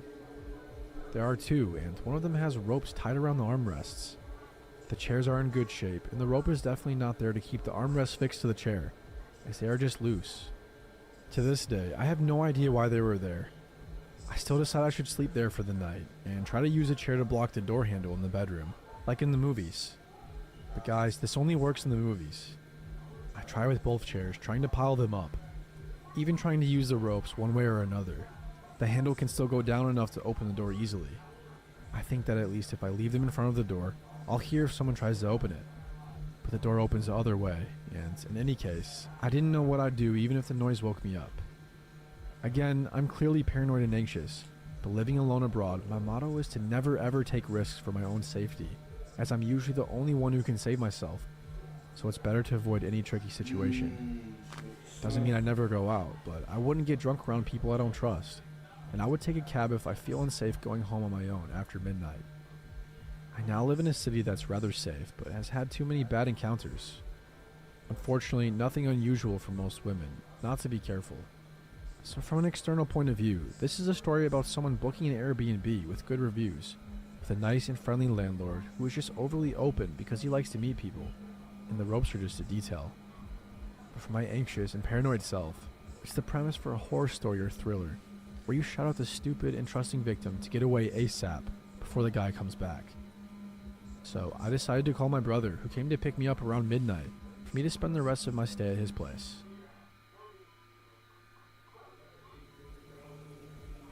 I work in food service, front of house, so in the early days of the pandemic, with the restaurants being closed, I was taking work wherever I could find it. An old friend clued me into a medical office that needed someone to come in and do a bit of light filing. I was able to go in at night to limit direct contact with people. So I jumped at the opportunity right away. Ironically, the medical office job had been the safest that I'd been offered thus far, COVID-wise. I wanted to avoid the bus if I could, due to crowds, so I decided to swing for a rideshare app. I headed in at almost 3 a.m. because it was after the cleaning crew had left. I was kicking myself for being so cautious though, because I was exhausted. I stumbled onto the block looking for my ride, and to my tired self's great relief, the car spotted me almost immediately and pulled up asking, "Uber?" While I cluelessly wandered up and down the street searching. The ride was taking a while, but I'd only just moved here last year, so I'm not familiar with all the surrounding areas, and I thought nothing of it. I was pretty alert at first, so I was trying to pass the time by playing games on my phone and stuff. But the car didn't have a compatible phone charger, and I wasn't sure the building would have one, so I wanted to save my battery to be able to call a ride back. I shut my phone down into airplane mode and eventually drifted off from a combination of tiredness and boredom. I don't often take rideshares, so being alone with a strange driver often put me a bit on edge, but this guy had a pretty boring car and a very standard look about him. He looked a little like my brother even. Young, clean kept, listening to jazz. Nothing that screamed, you know. You need to micromanage this trip. When we arrived, the driver tried to wake me up by calling to me from the front, but I was in too deep of a sleep and I couldn't fully distinguish it from my dreams. Finally, he awkwardly jimmied my leg to wake me up and kept saying, Ma'am, we're here now." I was embarrassed that I'd been that out of it, so I just gave a hurried thanks. I booked it out of the car and into the building. As I looked around, I began to realize nothing was what I had expected of an office park. I had seen a street view of the building when I first looked up the business, and it had appeared to be a strip mall plaza. The further I went, the more loudly alarm bells were ringing in my gut. The structure was semi-dilapidated, and it was pitch black dark past the entryway. I expected some lights to be off in the nighttime, but not the whole building. I skittered across the concrete foundation, compromising what was left of the lobby area. I told myself they must be renovating, and I followed signs for the stairs. After what felt like ages, but was probably just a few minutes, all I had passed was construction equipment, a couple of locked doors, and some smashed windows. I was certain I was not going to find a medical office, and figured maybe I had mixed up the address. I took out my phone to double check, but once I got it out of airplane mode, I could barely get a signal. I kept moving around in the building, pacing, looking for a stronger signal. I eventually confirmed in my text that I had written down the correct address just by scrolling back, which didn't require service. Since I had only been inside for a few minutes at most, I figured I should try and get in touch with the driver, because if I enter the correct address, then it was only fair he should continue my ride to the correct place and save me the added fees of calling a second trip, considering this was all his mix-up. The app was taking forever to load with my slow service, but before I could get to a cloud of reception, I heard a rustling sound in the lower level of the building. I was on the top floor, and the only stairwell I was aware of was the one I had taken up, so it would force me into the middle of the building. There was no way to exit the situation without encountering whoever was downstairs. In an abandoned building in the latest hours of the night, I figured the chances were high that it was just a tweaker, and I had no desire to try slipping past a tweaker, especially when it was late enough they were probably on something. I tried to get a text out to a group of friends with my address and a request to call 911 to help me get from the property, because I didn't feel safe walking in that neighborhood at night, and I didn't have enough reception to call a new ride. The message wasn't sending. Reception was too weak. So I gave up on getting my phone going, and I started checking for another stairwell, or even a window with balconies, or dumpsters that could be used to exit the second floor as a last resort, in the event whoever was downstairs came upstairs. I scrambled over to a door with a stair sign on it, but the stairs were completely dilapidated, and it was essentially just a straight drop down to the first floor. At that point, the worst case scenario began to unfold. I heard whoever was downstairs begin making their way up the stairs. I thought fast and figured based on my walkabout that the floor was basically a giant loop, so I'd have to wait for whoever this was to come up the stairs, wait for them to come all the way up, and then sprint the opposite direction of where they were going, and try to get down the stairs and out of the building in time to make it to the road without encountering them. I was not anticipating being chased or anything, but I didn't want to piss off a druggie or have a homeless person who might be living there feel as though I trespassed and become hostile towards me, or even have any sort of interaction that could possibly occur at that hour in an abandoned industrial park. I held my breath for what felt like 5 minutes, but was likely closer to just 30 seconds, and the person appeared at the top of the stairs. To my great relief, it was just the Uber driver. I figured he had come back for me, realizing he had left me in the wrong spot, a place that could have worked out to be dangerous. So I came out from the beam I was hidden behind, and I started to weigh him down. He walking like he got a problem, though. But then I processed. There was no way for him to realize this had been the wrong address. My stomach lurched forward, and my blood chilled to slush. I made eye contact with him very briefly, and he was completely calm and composed, but breathing pretty heavily and blocking the stairwell down. On a normal, rational day, as an outside observer, I could think of a dozen innocent reasons he must have returned. But in that moment, standing across from him, I just knew in my gut that this was someone with ill intent. I can't remember much more from the ensuing few minutes, operating solely on muscle memory and instinct. I Superman dove for the second stairwell's opening and just let myself fall down the drop. Thankfully, I don't think he'd seen where I'd gone at first, and though I was in too much pain to know it then, plenty was bruised, but nothing was completely broken. I scrambled up and threw myself at anything that seemed like it could be the door. It was too dark to tell. I was disoriented from the fall, and I wasn't in a calm enough mindset to think to use my phone flashlight. Plus, in hindsight, some part of me probably knew it would call too much attention to my location. Just before I was able to reach the door, it flew open with a blinding light beaming straight into my eyes. My first thought, though not totally coherent, was, there's another one of these guys. Ugh. And I stumbled backward, trying to find something to hide behind. Before I could, a voice called out. Alright, this is the police department. Everyone get on your knees with your hands in the air. I didn't believe it was the police at first. I was in such a fight or flight mode, and I had already committed to flight that I continued looking for ways to get out. But he kept shining the flashlight right at me as I teetered around and yelled, "Hey, I sat on the ground, right now. Hands out. Hands out where I can see them." He sounded so authoritative that I just automatically did exactly as he asked. He approached me and finally shined the light away from me. It took a second to get my night vision, but once I did, I could see that he was actually a police officer. I tried to explain what was happening, but first he started asking me all these questions, and that, combined with what had just happened and my fear of the driver coming back, all snowballed into me being unable to form a single articulate sentence. He was even asking easy questions like, "Can you tell me your name? Do you have any knives, needles, or anything that could poke me? Would you rather talk in here or outside?" And my total stunned babbling in response at first led him to believe I was on something.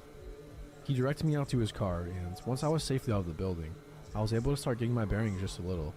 I sat on the edge of the back seat of the squad car, with the door open facing out, while he stood across from me and asked the same questions again. The first thing I could think of was, "Did my friends call you? What did they tell you?" And he explained no, nobody called him. He was patrolling the area and noticed a car idling outside of this building that's known to be condemned. Yeah, nobody's supposed to be inside, and when they are, they're not up to no good. He was launching into a speech about how if I'd gone to shoot up or meet a John, he had resources he could direct me to, and this was not an ideal place to do either of those things, and asking if I had somewhere safe to stay that night. But I was stuck on something else he'd said. Finally it all clicked. The car. I spilled my whole rideshare story into a frantic word vomit. He looked around and the car wasn't there anymore. The officer guessed the guy had driven off while we were talking inside the building. He asked me all the details I remembered, and I told him, but there weren't many. I'd been too tired when the ride started to track much, but the other officer realized I could pull up my Uber app and I could get all the information. There wasn't really enough reception in there, even outdoors, so we sped down the road, and once I had enough bars, the app roared to life, and I had 4 missed notifications from Uber. They said, "Hello, I've arrived, and I don't see you. Can you confirm the pickup address is correct? And I am flashing my hazards. And finally, unfortunately, your driver had to cancel. At first, I thought the driver was so cunning as to pick me up while sending these fake messages and canceling so the GPS wouldn't track us, knowing I wouldn't notice because I was asleep with my phone off. But instead, I checked the car details, checked again, and it was definitely not the same driver. The person who driven me there had not been my Uber. My driver was somewhere else on the street when this guy pulled up to me. The policeman took my statement and said they would keep an eye out for the guy, but the best I could give them to go off was basically young-looking Caucasian man with brown hair, sideburns, goatee, and four-door sedan, wearing a zip-up sweatshirt. Maybe he had a hood, which is like 1 out of every 4 guys in the city. I feel so blessed to have survived this near miss. Suffice to say, I do not take rideshare services anymore. Quadruple check your license plate and driver's name. You just never know.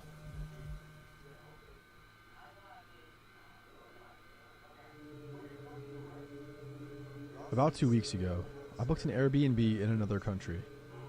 I was going there for a concert. I ain't The gonna room was lie. cheap, so These some good horror stories, but they not hitting like horror shorts party, man. That should actually be funny.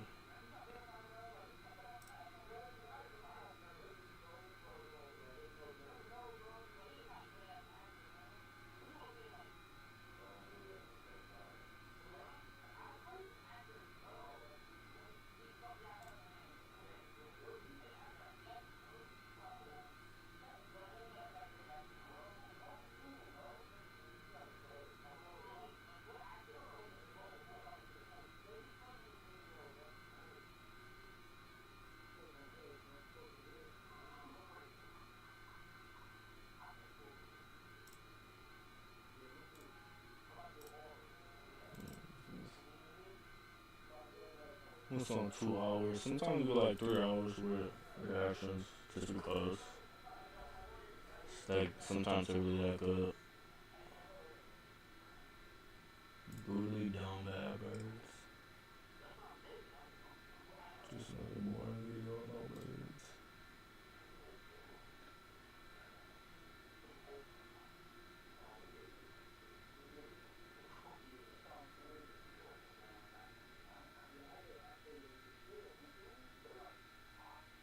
Yo, Dead by Daylight and Tokyo Ghoul really did a collab. It's crazy that we got a Tokyo Ghoul collab with Dead by Daylight before we get GTA 6. And why is they not making another season? Why is they sitting up here doing fucking what? Bro. Bruh. They sitting up here doing collabs instead of making another season. That's crazy. That's bizarre right there. They said, no, we're not dropping a new season. We'll play this collab though on Dead by Daylight.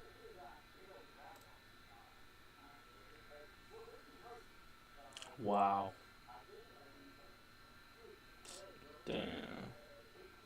It's the fact I know he's not gonna do this all video.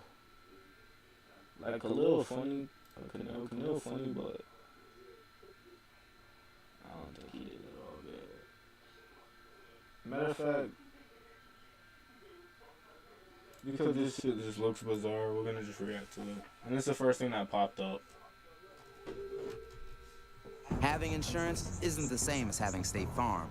It's like getting Bateman when you need Batman. This is feeling much more Batman to me. Are you serious, bro? It's just a toxic sludge. It's kind of a no-go for me. Come on. Don't settle for just any insurance when there's State Farm. I smell like the crabby... Bro, I smell like fish. I was gonna say Kanai, bro. Kanil Kai. Motherfucking, this little fucker gets, I hope he actually stays in the suit. But Kai gets a collab with State Farm. Is that me that stinks? Hey, Squidward. What up, Quinn? That's not how Squidward sounds. Bro, talk like Squidward. What's going on? That's better. That's better. Okay. How you doing, Doodle Bob? All right. How you doing, Mermaid Man? Good, man. What? Yo, SpongeBob, how you doing?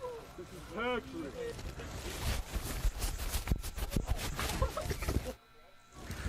I'm ready. I'm ready. Hold up. Let's make it inside.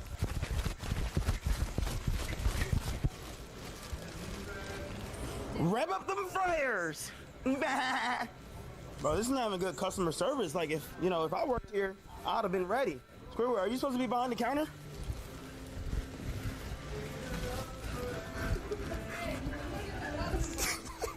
Squidward, can I order? Yeah, can I order a Krabby Patty? Oh, no. No, can I just order the Krabby Patty, please? Yeah, I'm gonna call the cops. Why? I already told you legally you're not able to be in here recording. Can you just rev up them fryers? Trying to keep the secret formula from me? Rev up those fryers. Can I just order the Krabby Patty for me? What is she gonna say? One Krabby Patty. What is she gonna say? Fucking SpongeBob, Patrick. Excuse me, fucking please. Squidward I is just there. want the Krabby Patty formula. Wait, Bro, why can't you legally are you record using in these crabs? buildings? Like, what are they using? And meat. Illegally? Straight up This is not frozen illegal. patty. I'm not gonna lie. Your manager's Frozen acting like patty plankton. gristle all over Can I the just place. order Krabby Patty meal? What is your age? Huh? What's your age? My age? Yeah. What's 13. Yo, 15-year-olds. she didn't even, but she knows she wanted to laugh, describe right? him? Yo, Squidward, can you please order for me? Hello? Do you have any spare coaching? I've never even watched this video. That's actually crazy. Maybe can you be a little nicer about it? Wow. Yo, Patrick, can you help? Excuse me? Can we get some service? They would just like the Krabby Patty meal. I don't think they like us, SpongeBob. Alright, let's try another place. Invincible car! Invincible car! I am the car. Excuse me. Are you by chance trying the Krabby Patty meal? A Baconator? Loser.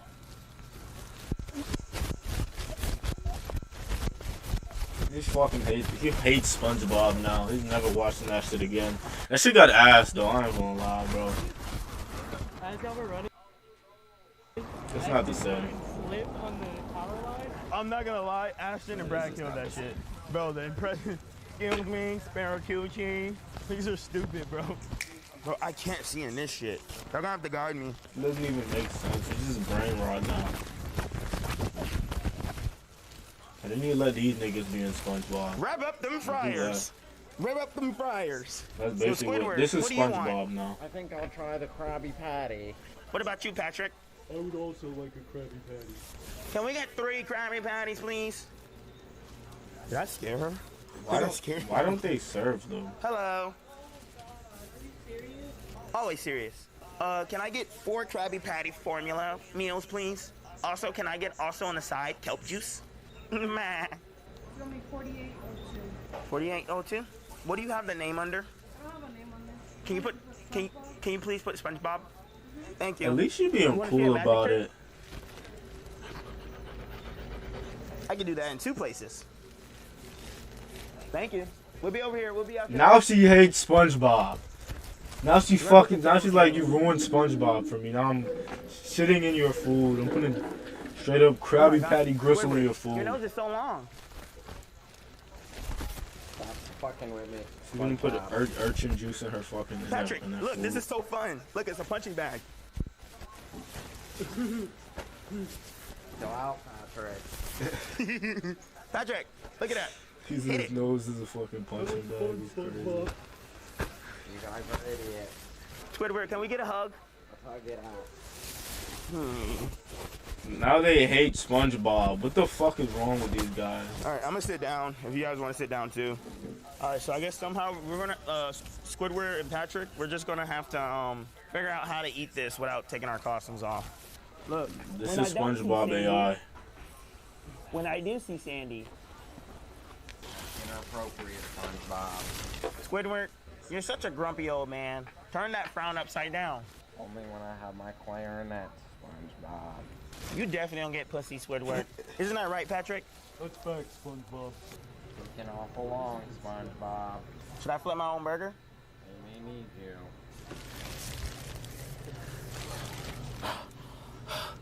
Fucking hell. Okay, this shit hot as hell. Yo, this shit hot. Okay, like, Ashton, is this shit hot? Yes, SpongeBob. What about you, Patrick? Is this shit hot? Yeah, it's pretty hot. L character. Oh my gosh. Yeah, yo, fuck wait. you, Camille. You're an ass SpongeBob. Are you black? Technically pink, but I think I get the pass. Yo, Patrick, you said the N-word? You got me up. I think he's actually black, though. I don't think he's white. That would be crazy if he was Yo, white. Squidward, do you say the N-word? A little bit. Squid, nigga. Yo, I'm not gonna lie, Squidward. You look like you say the ER. Don't do it. I'm not trying to get banned. I don't even think he could get banned for that anymore. Don't get him. Oh my god. This looks delicious. Thank you. All right, I'm gonna try and fry.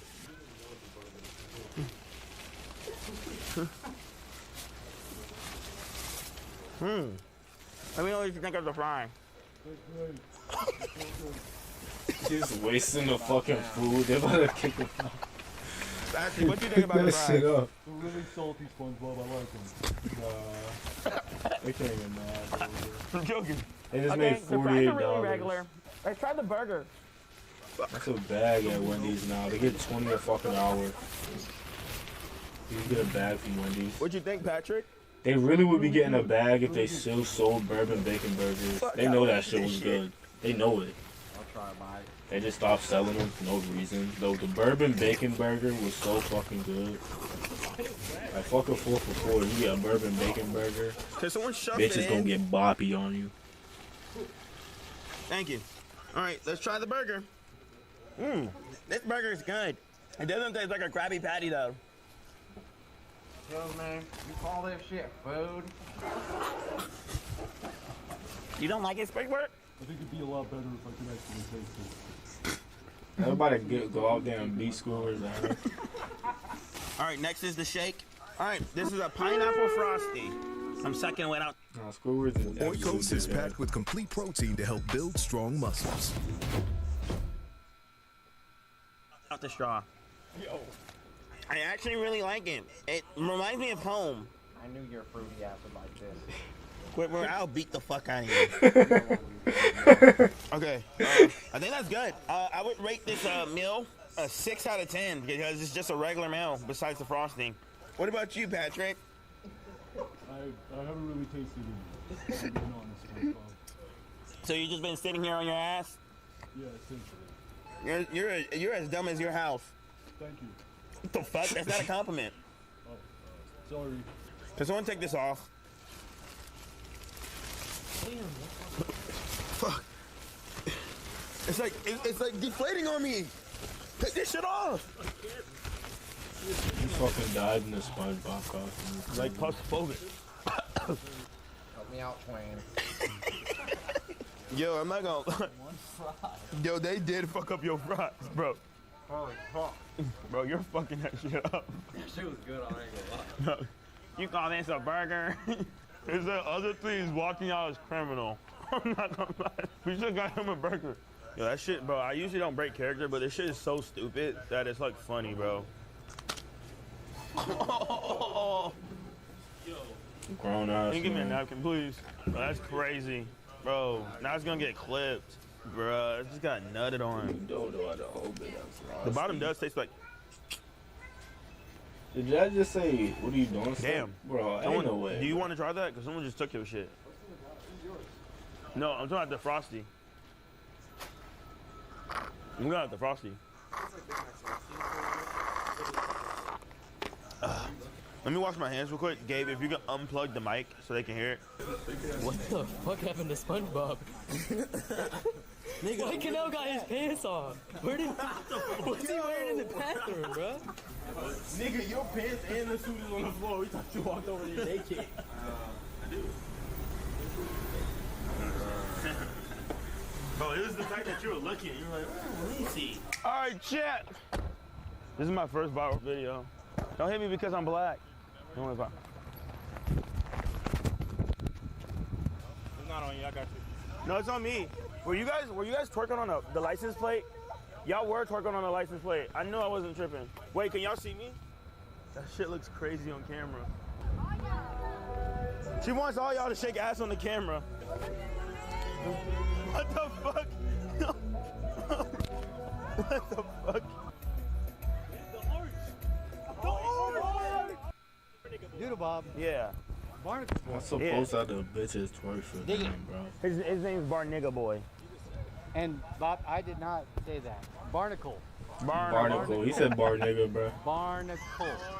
Bro, they can't catch the bitches with, and y'all got the motherfucking. I say Barnacle. Wait, I'll give you a pass. I appreciate that, but I never take up that pass. Okay. Hey, okay. You know? All right, you be safe, Curtis. Hey, you too. Thank you. I would have called that ass and that SpongeBob. What's good, bro? Patrick. You listen to music? Nah. What you listening to? Oh. Nah, I wouldn't be Are you SpongeBob Hawaiian? though. I ain't gonna lie. Oh. The SpongeBob's too far. But like, bro, I ain't gonna lie. The Mermaid Man or the motherfucking Patrick suit. Bro, he didn't have to like assert his dominance. He used his whisper voice. Fuck oh it, shit! Bro. Yo, what's good, Brody? Niggas be like, nah, bro, I remember, bro. You used to give me swirlies in high school, bro. Not the best suit though. What we got going on? Hey, nothing, bro. What you got going on? Shit, man, much we thugging in this bitch. Thugging? Okay, can I thug with you a little bit? What's up? Yo, cops! I'm thugging it. I'm thugging it. Just letting you know. What's your name, Brody? All right, give me your what? D? Okay. All right. My name's Nuts. One nut or two nuts? One nut. I got one ball. I was born with one ball. I heard about that. Who? The doctor. Why the fuck the doctor would tell you about my health condition? It was on the medical records, public. Okay. Your shit a little different, I ain't gonna lie. What, so you seen my testicles? No, I see the doctor records. Oh, okay. Yo, is that real? This nigga dumb as a bitch. Damn. I get like you, bro. Okay. I'm not gonna lie, I got a date this week on some real shit. I know you a W man. Would you let me borrow it for a date? Right now? Yeah, let me. Can I use it? You can follow me. I'm gonna run off. What chat saying? Chat going crazy? What the fuck? She said, "Ooh, I know it's big." Hey yo. I don't know why they saying that. All right, but anyway, you trying to use the channel? What? Yeah. I'm gonna see if it works. Yeah, let's go to your date. Okay. Oh, God. All right, let's see if the chain works. That shit fat. W man's in the chat. Y'all see that? Now let's see. Predicts if this chain works, chat. Run is crazy. I just might, bro. I'm not gonna lie. I just might. Excuse me. Is she single? Her? Yes. Yo, you were stupid, bro. My name's Canal. What's your name? I knew he was gonna do some dumb shit, bro. Lena. You got Instagram? Oh, you don't? You don't do socials? You got like a bird pigeon or anything like that? Like, oh. Like we can like telepathically like connect or something like that. So the chain doesn't work? Oh. Bro, she look like she's standing Zero up for right fucking now. squirrel rights, Lena, bro. I love you. Catch it. Please catch it.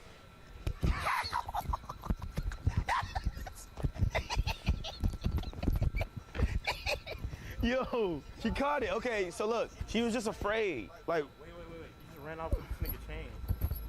Oh shit, I did run off. It's my chain now, bro. Oh, y'all doing Lego? Yeah. That's cute. Can I ask y'all a question? Yeah. Y'all dating, right? No. Oh, you're not? No. I can be a dickhead and try to ruin it. Is he stuck in the friend zone? No. Oh, okay. So y'all just talking. If I was stuck in the friend zone, I would have done giving up. Oh, okay. That's my guy. Okay, look, I got a question. Y'all in the friend zone. That means I got my chance to shoot my shot. Hey, bro. Oh. No. Oh. No. Okay. My bad, bro. No, you good, bro. El Canal. Bro, I hate couples, man. This is my girl cheated on me, bro. Y'all so happy and it's making me mad. Here, swap phones. Swap phones. No? Okay. Yo, bro, I'm trying to save you. Check that phone, man. She did not want to check that phone. I never seen a girl. What's good, bro? What's your name? Absolutely.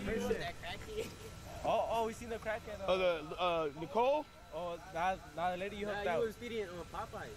The lady. Yeah, Nicole. The filmer. Hey, you know the. You mind if I get that back? Yeah. Yeah, you got it. Yeah. It's type shit. Yeah, my fault. My fault. You just took the chain. He's mad because I was using it better than him. Yo, Ken Carson. What's good? Not much, man. I fuck with the hair, bro. Appreciate it. No problem. What y'all out here doing? Thugging, man. Chilling. Why is everybody thugging? We're not thugging, bro. We just got there around the students, right? Okay. So you're civilians. Yeah. Okay. Oh shit. What does your neck tattoo say? Stay solid. What that mean, bro? Hey, don't be saying no funny jokes with all that neck shit. No. All that funny shit. No, I just want to make sure. My bro. No, stay solid, man. Like, don't run your mouth when you're in the gym, bro. Yeah. Okay. I ain't got mad niggas that say, like solid like poop. That's solid. I don't know about all that, bro. Bro, that's solid though. Hey, y'all be safe, bro. Appreciate you, bro. Hey, y'all be safe. Oh shit. What's good, bro? What's up, bro? Bro, I'm just walking around. What y'all doing? We do the same thing, bro. Well, why did he take this y'all SpongeBob also shit off, thugging? though, bro? We thugging always. Why y'all gotta why You should have shot that bass and bitches in the Oh, SpongeBob shit. shit. Y'all look fucked up. There you go. There you go. What's up, vlogging for you? Nah, we streaming right now. You So what's up, bro? On Twitch? Yeah. Well, how many views you got right now? 2. That's what's up, too. What's up, the 2 viewers? No, bro, we grinding, bro. I'm starting somewhere. Thank you, bro. Thank you. Are you a famous rapper? Yeah. You know them like Cracker got an AR. Like he shoot. No, they said Slim Jesus. Slim Jesus? Yeah, something like that. Something like that. Is that you, bro? You'll be the start speed. Bitch, I really rap right now. Put the beat on. You didn't want to do it. I got a beat. You got a beat? What's up, bro? I go, you go, I go. What's up? This that shit? What's up? Give me the Hold on, rap on that hoe. Oh, give me beats. I'm getting fucking. Hold on. Give it away, Joe. You're not catching this beat. This ain't that shit. Turn this shit off. This ain't it. Turn that shit off. This is bad that he tried to hop on that bitch. Bro, you're not hopping on that one. That shit ass. Bro, what's the move, bro? Y'all out here, y'all know. Fuck with the ass thing. Bro, I'm trying to do something, bro. We in Houston. They got hella hoes, hella bad bitches. Where we going? But I've not seen none. We in Discovery Green. No, we gotta go to the I don't metro. know how you ain't find no That's bitches. where all the clubs be at. What's up? Let's go down. Let's go. Okay, let's go. Come on, bro. We go this way. Come on, down. Hey, guys, this ain't shit though. You got a whole camera right now. All they Nah, I don't think he be dead ass though, bro. Bro, we're trying Bro, to, got bro. on the pickle. You got any bitches with the pickle on? You got any hoes with the pickle? No, I don't need hoes. I'm a loyal man. I'm a loyal man. We in Houston. There ain't no such thing, bro. Come on now. We in Houston. We in Discovery Green now. We turned. I don't even know who bro is, but he lit. You be going to clubs and shit? No, I don't be going to clubs. I want to, but like, I don't get invited. You should go vlog at Buna. Yeah, it's like a little Hispanic club, but hey, the hoes be there though. Do they have tortas? That's what I'm really They got the looking for. fat hoes too, bitch. Okay. I'm talking about straight fat. Hey, you like fat hoes? You like that? You like tortas? You don't get no I hoes. said the Come on, door man. thumbs. Hey. That nigga You crazy. don't get no hoes. You know, sometimes you gotta take one for the team. Hey, hold on. He vlogging. He getting through. Hold on. Yeah, take your time. Slow your ass down. Hey, but when you the ace, you know we always got the Zao over here though. Oh, cameraman. Oh. The cameraman never died. You good? Oh shit. Bro, I'm not gonna lie, like, bro, where's the new album? What's the new album? Yeah. Really dropped, for real. Like, I remember like you and Drewski used to hang out a lot, but y'all don't- Drewski? Yeah. You Jack Harlow, right? Hey, my man, I ain't gonna lie, brother. I ain't gonna lie, my bad is. Hey, usually on Houston, it be lit any day. Bro. Hey, you got, I ain't gonna lie, you got at least what? How much? Dude, this one's random fucking guy. Oh my gosh. That wasn't a bad vid. I thought he was gonna keep doing the video though. So it'll get like 7 out of 10 beams. Get like 7 out of 10 beams. Hello, Crowbar. There we go! Okay guys, we're playing Gears today. There is like a game before this. Ah man, I actually did record it. I recorded it, but I have no idea where the record... Let's push him over. I have no idea where that recording went. It was cool though. I liked the mechanics of it. It was very unique. Badge checker. Whose fat ass collapsed the whole fucking bridge? Am I just gonna die if I... I ain't gonna lie. We're gonna do one more video. Insane tweaker has a brain rot. Nah, bruh. He just said lady had a brain rot. Nah, I thought he was helping that lady. I ain't gonna lie. He like, fuck it, she don't got YouTube. Invincible be like, nah, I seen this shit, but I didn't react to it.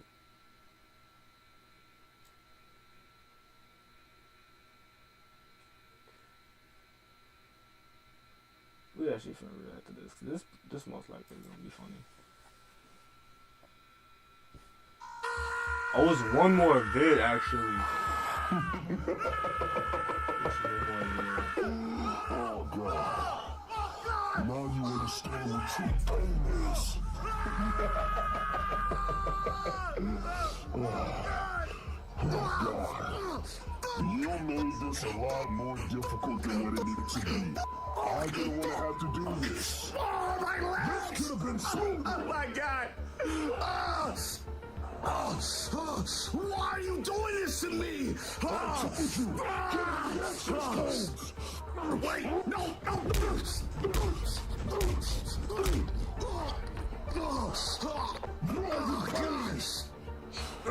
You brought this on yourself.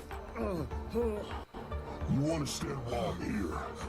All you need to do is just give me the fucking access codes, and I'm out your way. But no, so we're just looking for an access code. Someone wants to be.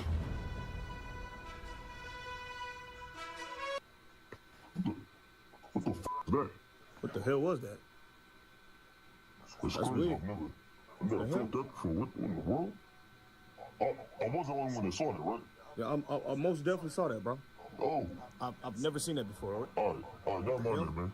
Okay. That was weird. Like I said, I'm not gonna give you the codes. You're not gonna ruin this world.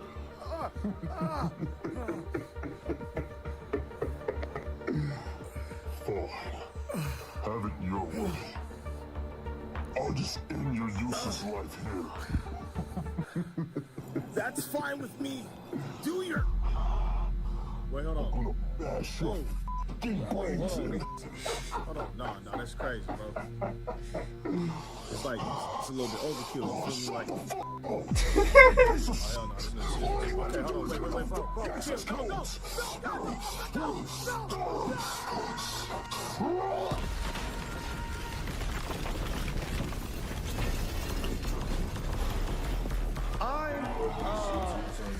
Yeah, sorry about that, man. That was not supposed to happen. My bad. Yeah, have you seen what you did to the city? Yeah, of course I would show up. I gotta stop you and put you behind bars. I'm so glad that you made it in time. Sure doesn't feel like it. You're actually gonna miss the final act. Oh, wow. That's, lets you know that I didn't miss the entire show. We'll have to close curtains early. You're going behind bars. Of course. What could I expect from the one and only...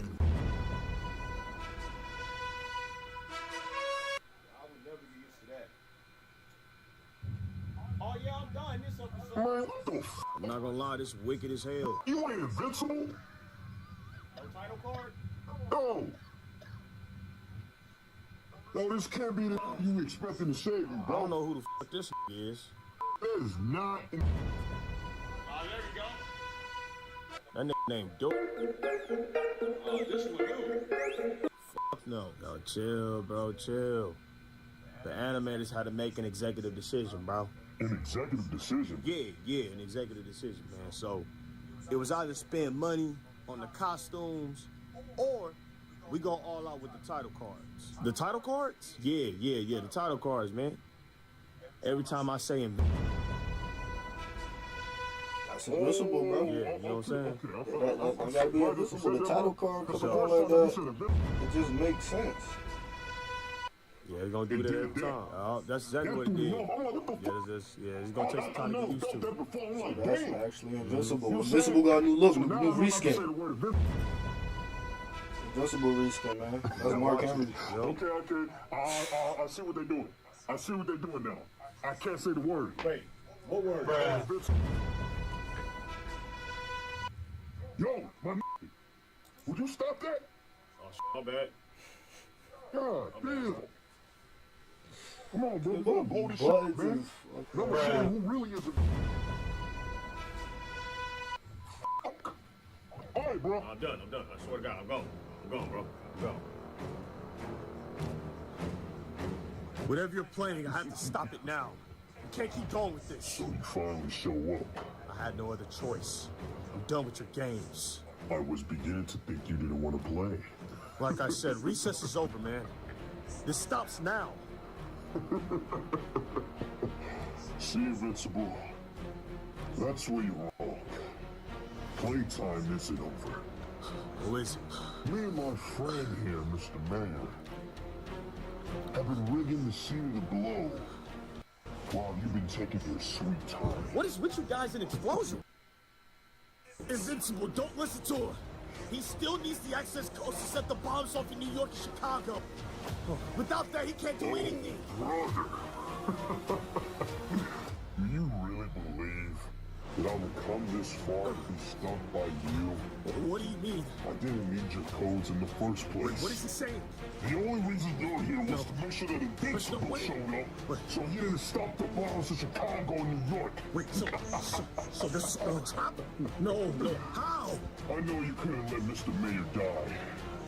That's not on your agenda. You don't know how freaking mad I am right now. I told you. The games are going to just be on. We'll see how long that goes. Mr. Invincible, I've rigged myself with the detonator deep within my brain.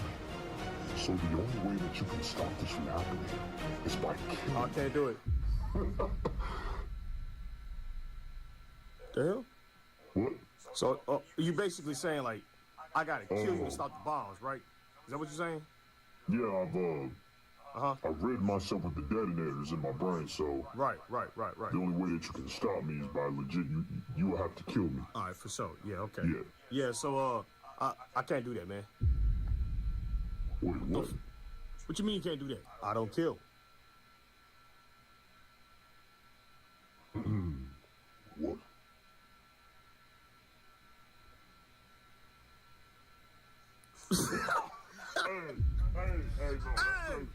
Hey, yo, no, bro, this is funny, bro. Oh my God, bro, hurry the fuck up, bro, and kill this. Come on, bro, we ain't got all day. I'm serious. I don't kill. I can't do that. No, he's serious. Yeah. Bro, what's up with this nigga? Oh no, that's Does he think this shit? Yo, gang, come on, bro, hurry up, bro. Nigga, my legs is fucked up, man. I need to go to the doctors quick. You know what I'm saying? Nigga, snap my shit, I'm serious, man. I don't kill. And I will never kill. Oh, hell no. Wait. Oh, yeah, you trolling. Nigga, you serious? Wow. Well, after the Chicago incident, I didn't want anyone thinking I was like my father. If people saw how easy it was for me to kill my enemies, they'll think they're next. They'll begin to lose hope in this. I don't give a fuck. Hope? I hope you see what this demonic bitch did to the city. You ain't lying, twin. It will only get worse from here. Trust me. Oh, wow. I'm not a good person, bro. I hope you kill this nigga, man. Fuck this nigga, bro. I ain't gonna lie. I agree with bro. You don't see his legs? He got squiggly legs and the shit. whole point of me being a hero is to be the protector of that hope, to make sure that people can understand that. What the fuck is wrong with you, bro? Hope? You don't understand that? Nigga, look at my legs. Look at my legs, bro. Shit ain't sunshines and rainbows, B. He snapped my shit like some grab packets. Come on. I'm fucked. God. I am fucked. Mm-hmm. I can't walk again. Oh. We are in a severe depression right now, bro. Everyone is poor. You know why? Why? Because we get attacked by aliens every fucking week. True. Every single week. True. And you know what you do? You let these niggas live. Mm-hmm. What is wrong with you? Hope. I hope you kill this nigga, man. Kill him. That's actually crazy because Eve be going stupid. stupid. In the universe, you can kill this nigga. Look, that's Oliver, the thing. Eve. Just because I have all this strength and watch power that doesn't shit. give me the right to determine Eve, whether someone damn, is off worthy threat, of living. off conquest. I think we should put him behind bars and take him through the justice system. Yo, bro, that's a terrible solution, bro. Oh my God, bro. Yo, this nigga is a fraud. Why do you believe in me, You bro? are a fraud. That's crazy. Are you serious? That's right. That's reasonable. Walk in, bro. Okay. You want to put this nigga behind bars? Don't do that. Please don't do that. Are you out of your fucking I will mind? murder everyone because I'm angry that you put me behind Yo, bars. get a load of this asshole, man. Guy commits mass genocide, and you want to put this nigga behind bars. You bogus, bro. You sick fuck. Okay. My bad. Are you crazy? Shit, you worse than me for real. Like, you want to put him behind bars so he can think about what he did? This demonic entity? He prays to the devil, my nigga. Trying to ball from me, bro. That's wild. Lucifer, bro. Scared. We don't need this nigga I around. hear voices. Okay. He's evil. 666. Oh, wow. You're a sick son of a bitch, man. You know that? My bad. Really, we're gonna let this? Oh my God! You know what? Fuck it, man. Hey, go ahead and blow up Chicago and New York. Don't do that. Cause it's fucking fraud. Doesn't have the balls to stop you. Damn. Shit, I'm down. Or anyone else, for the matter. Okay, chill, bro. You know how many times I've had to sit there and watch you get your beat. Fucking up the entire city because you won't use your full strength. Cause you're afraid of killing a mass murderer. Well, there has to be another way to do this. You know, I think that we can.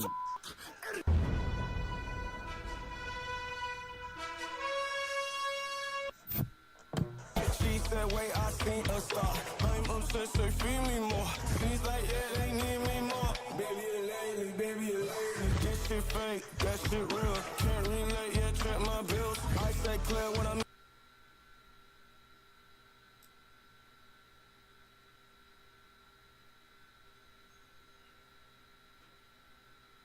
That's one word, I ain't gonna lie. It was a pretty good video. That was a pretty good video.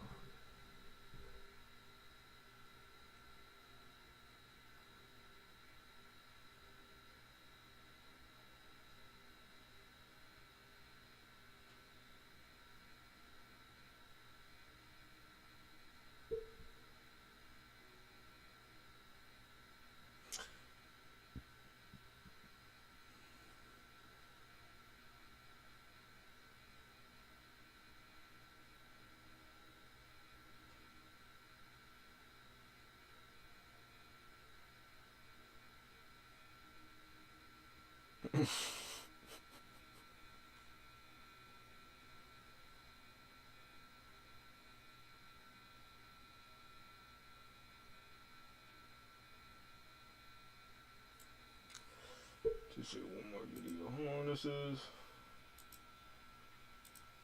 Alright.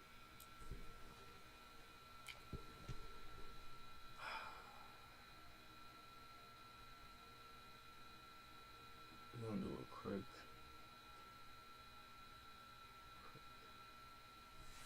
We're gonna do a quick break real quick. And we're gonna react to 2 more videos. This. Fuck it. And 2 more videos. Shout out to Lennar. Been watching this dude for years.